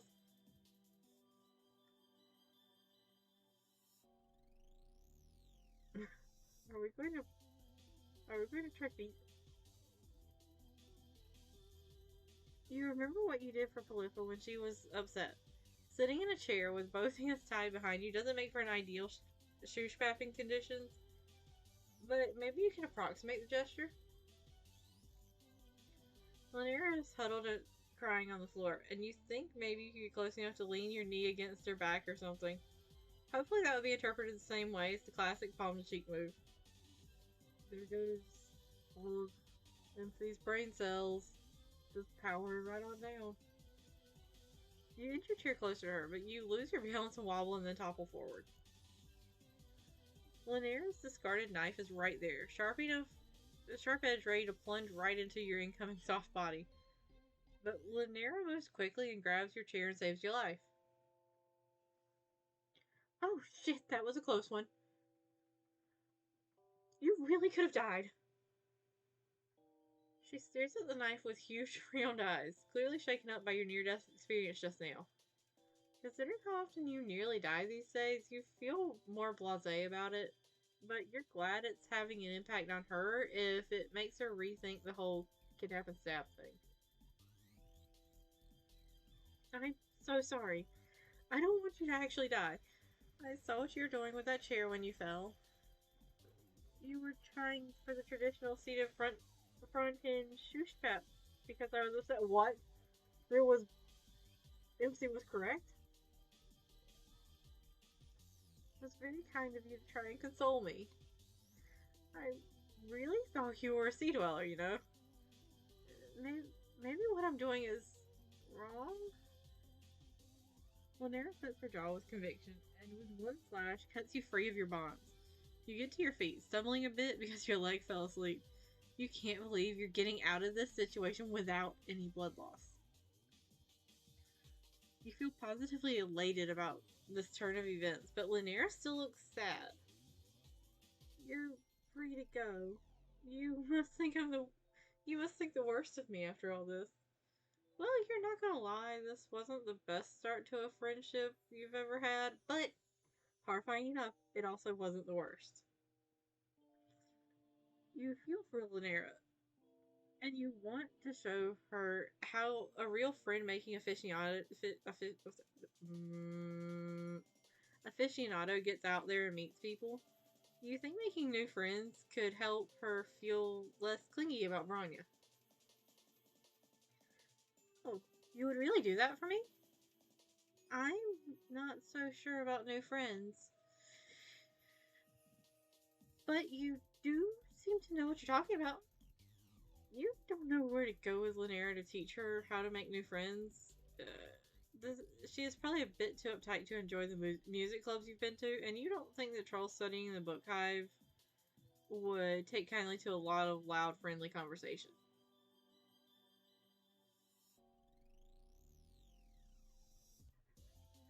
You decide to go to the cafe that Elward introduced you to. Thankfully, they're not having an excessive bodily force poetry night, since you're not sure that would be Lanera's scene. There are a number of ceruleans here, but you also spot a few indigos and teals and a cluster of defiant-looking olive bloods with some yellows, all sitting together. The crowd is overall less pierced and undercutted than it was when you were here with Elward, and the vibe is laid back, with all the trolls just sitting around and quietly chatting. And you order a few... you order...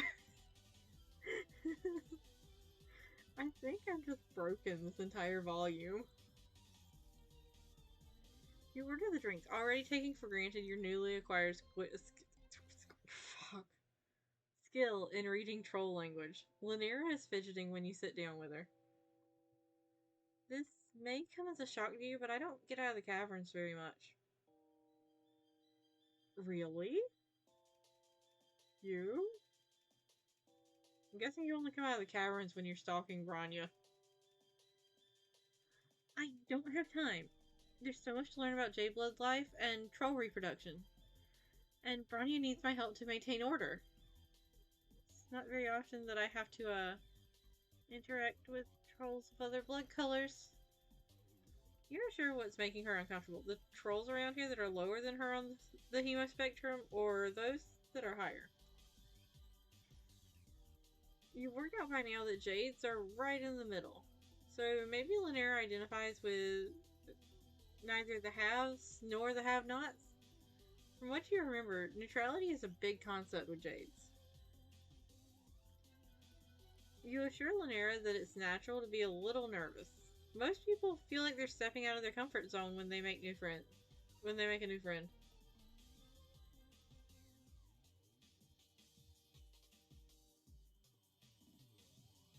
So, coffee?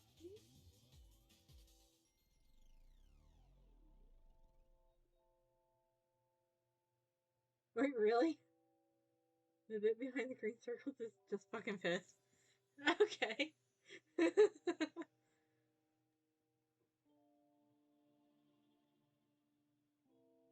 I'm not gonna lie, I'm kind of curious about the blood swirl one.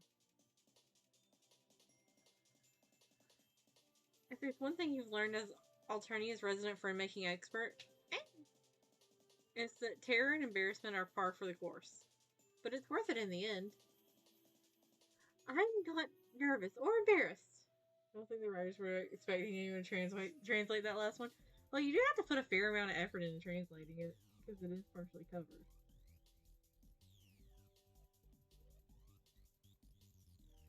It's just, I don't know. Everyone seems disorganized and suspicious and untrustworthy. And unknown. Huh. So you seem slightly agoraphobic. You have to bite your lip to keep from laughing. It's not even funny. It's just that Lanera is hissing all her words and leaning in towards you and glaring at the rest of the room.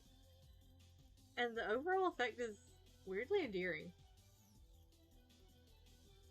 Like someone put a 1950s school uniform on a feral cat. I love that description. That is so cute.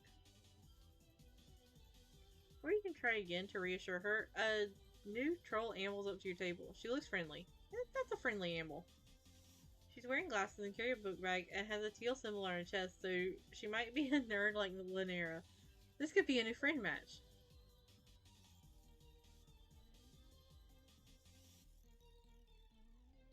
Yeah. The feral cat with like exactly one person she trusts, and then the like other human that she has no choice but to be around, which is us. Hi guys. I think I've seen you around before. Do you also study at the Blood Hive? At the Book Hive?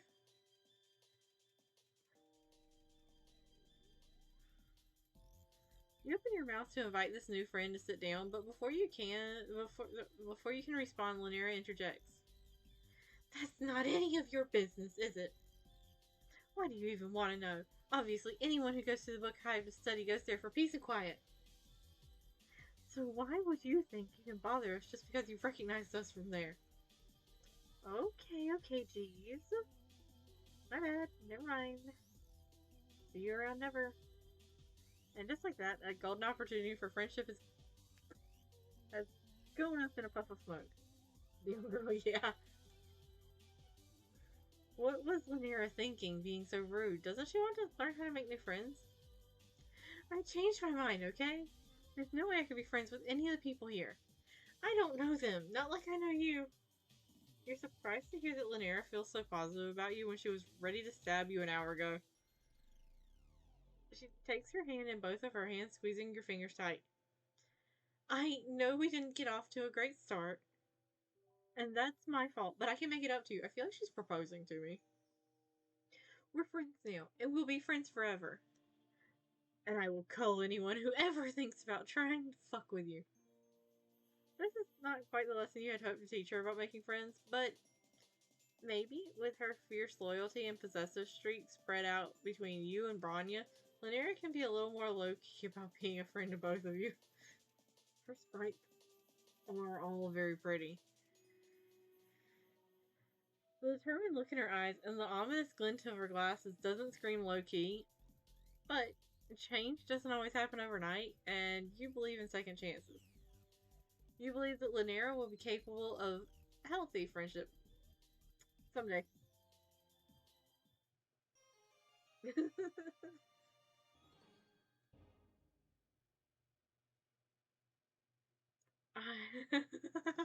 I love the like crazed look in her eye for this artwork. This is great. Alright. Yeah, step in the right direction. Alright, time to attempt escape. Even though I don't want to escape her. I find her quite wonderful.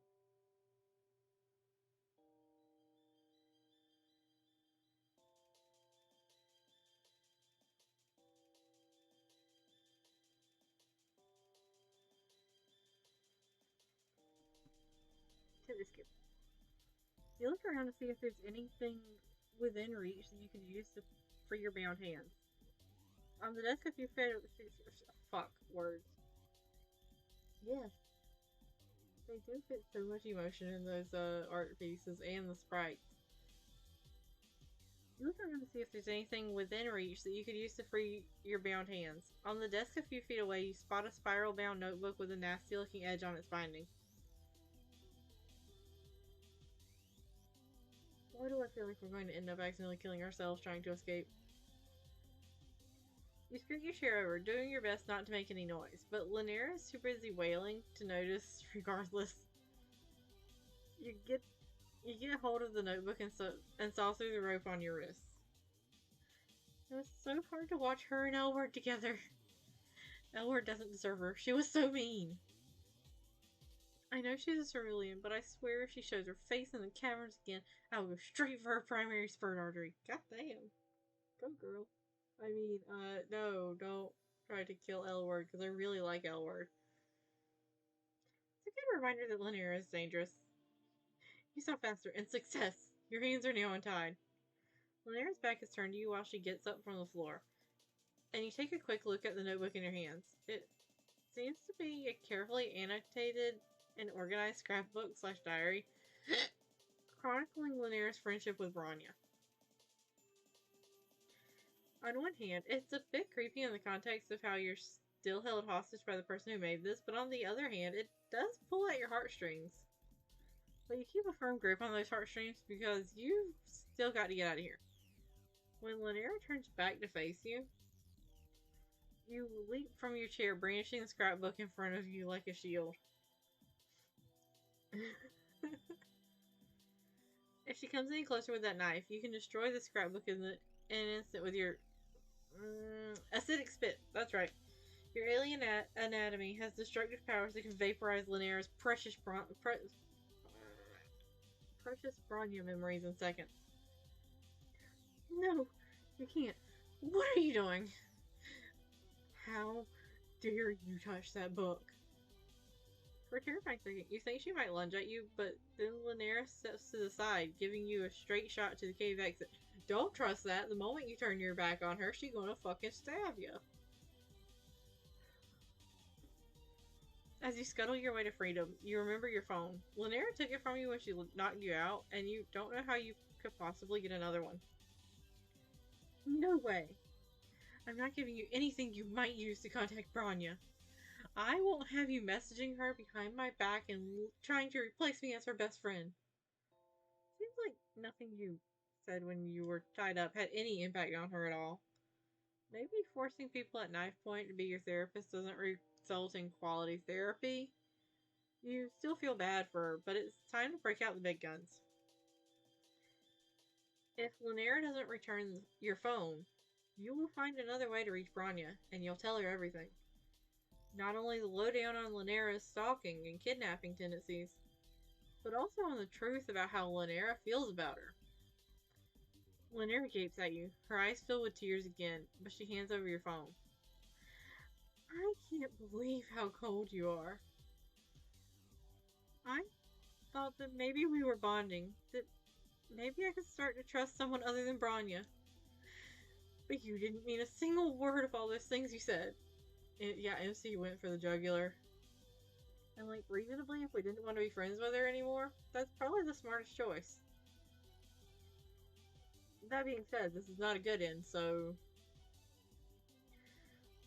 Lanera's face twists and contorts between rage and grief. when you make the phone scrapbook trade, she drops the knife in her other hand and clutches the scrapbook to her chest like it's one of the Wrigglers in the Jade Blood nursery. You don't feel guilty for doing what you had to do to escape unharmed, but you can't help wish that you had been able to actually help her. It's clear to me now. Grania is the only friend I will ever have.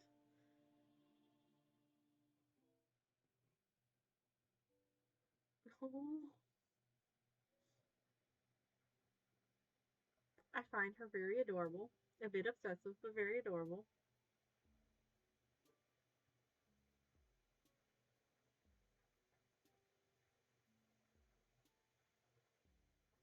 Does.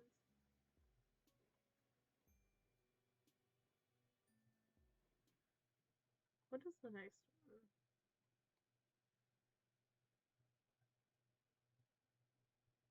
Hmm.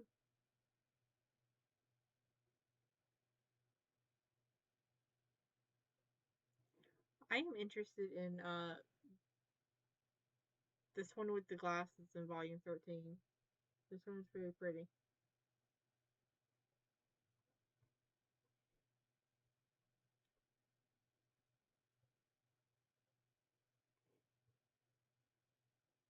I yes.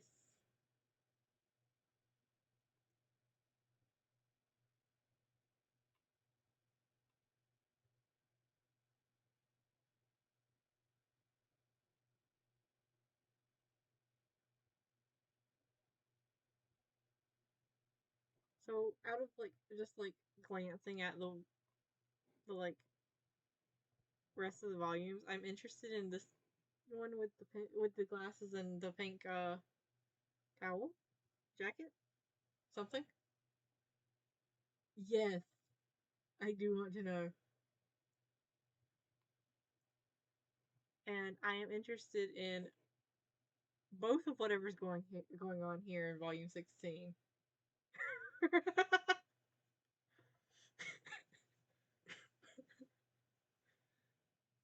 So good news. I am very interested in that one. I am also interested in whatever's going on with both sides of this in 17, and then the pair here on 18. Like,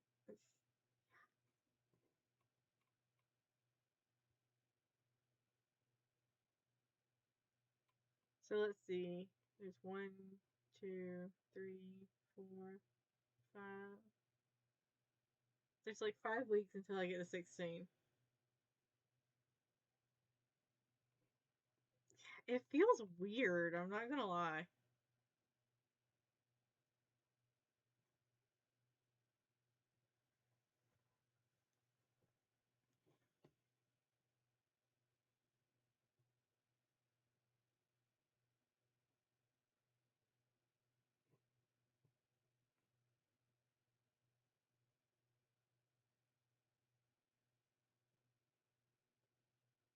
I was gonna say something and then I got sidetracked and now I don't remember what it was. Whoops. Um,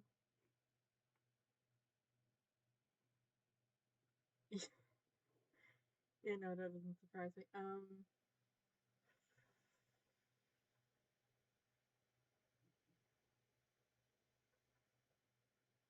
I am going to like stop there with the game for the night. Uh,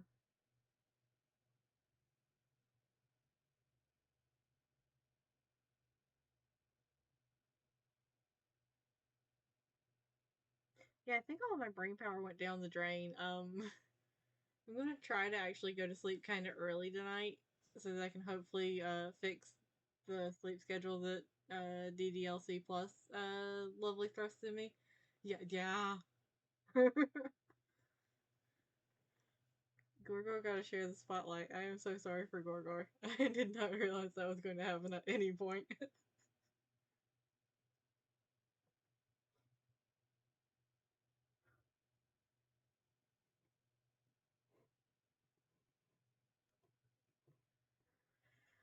All right. Good night.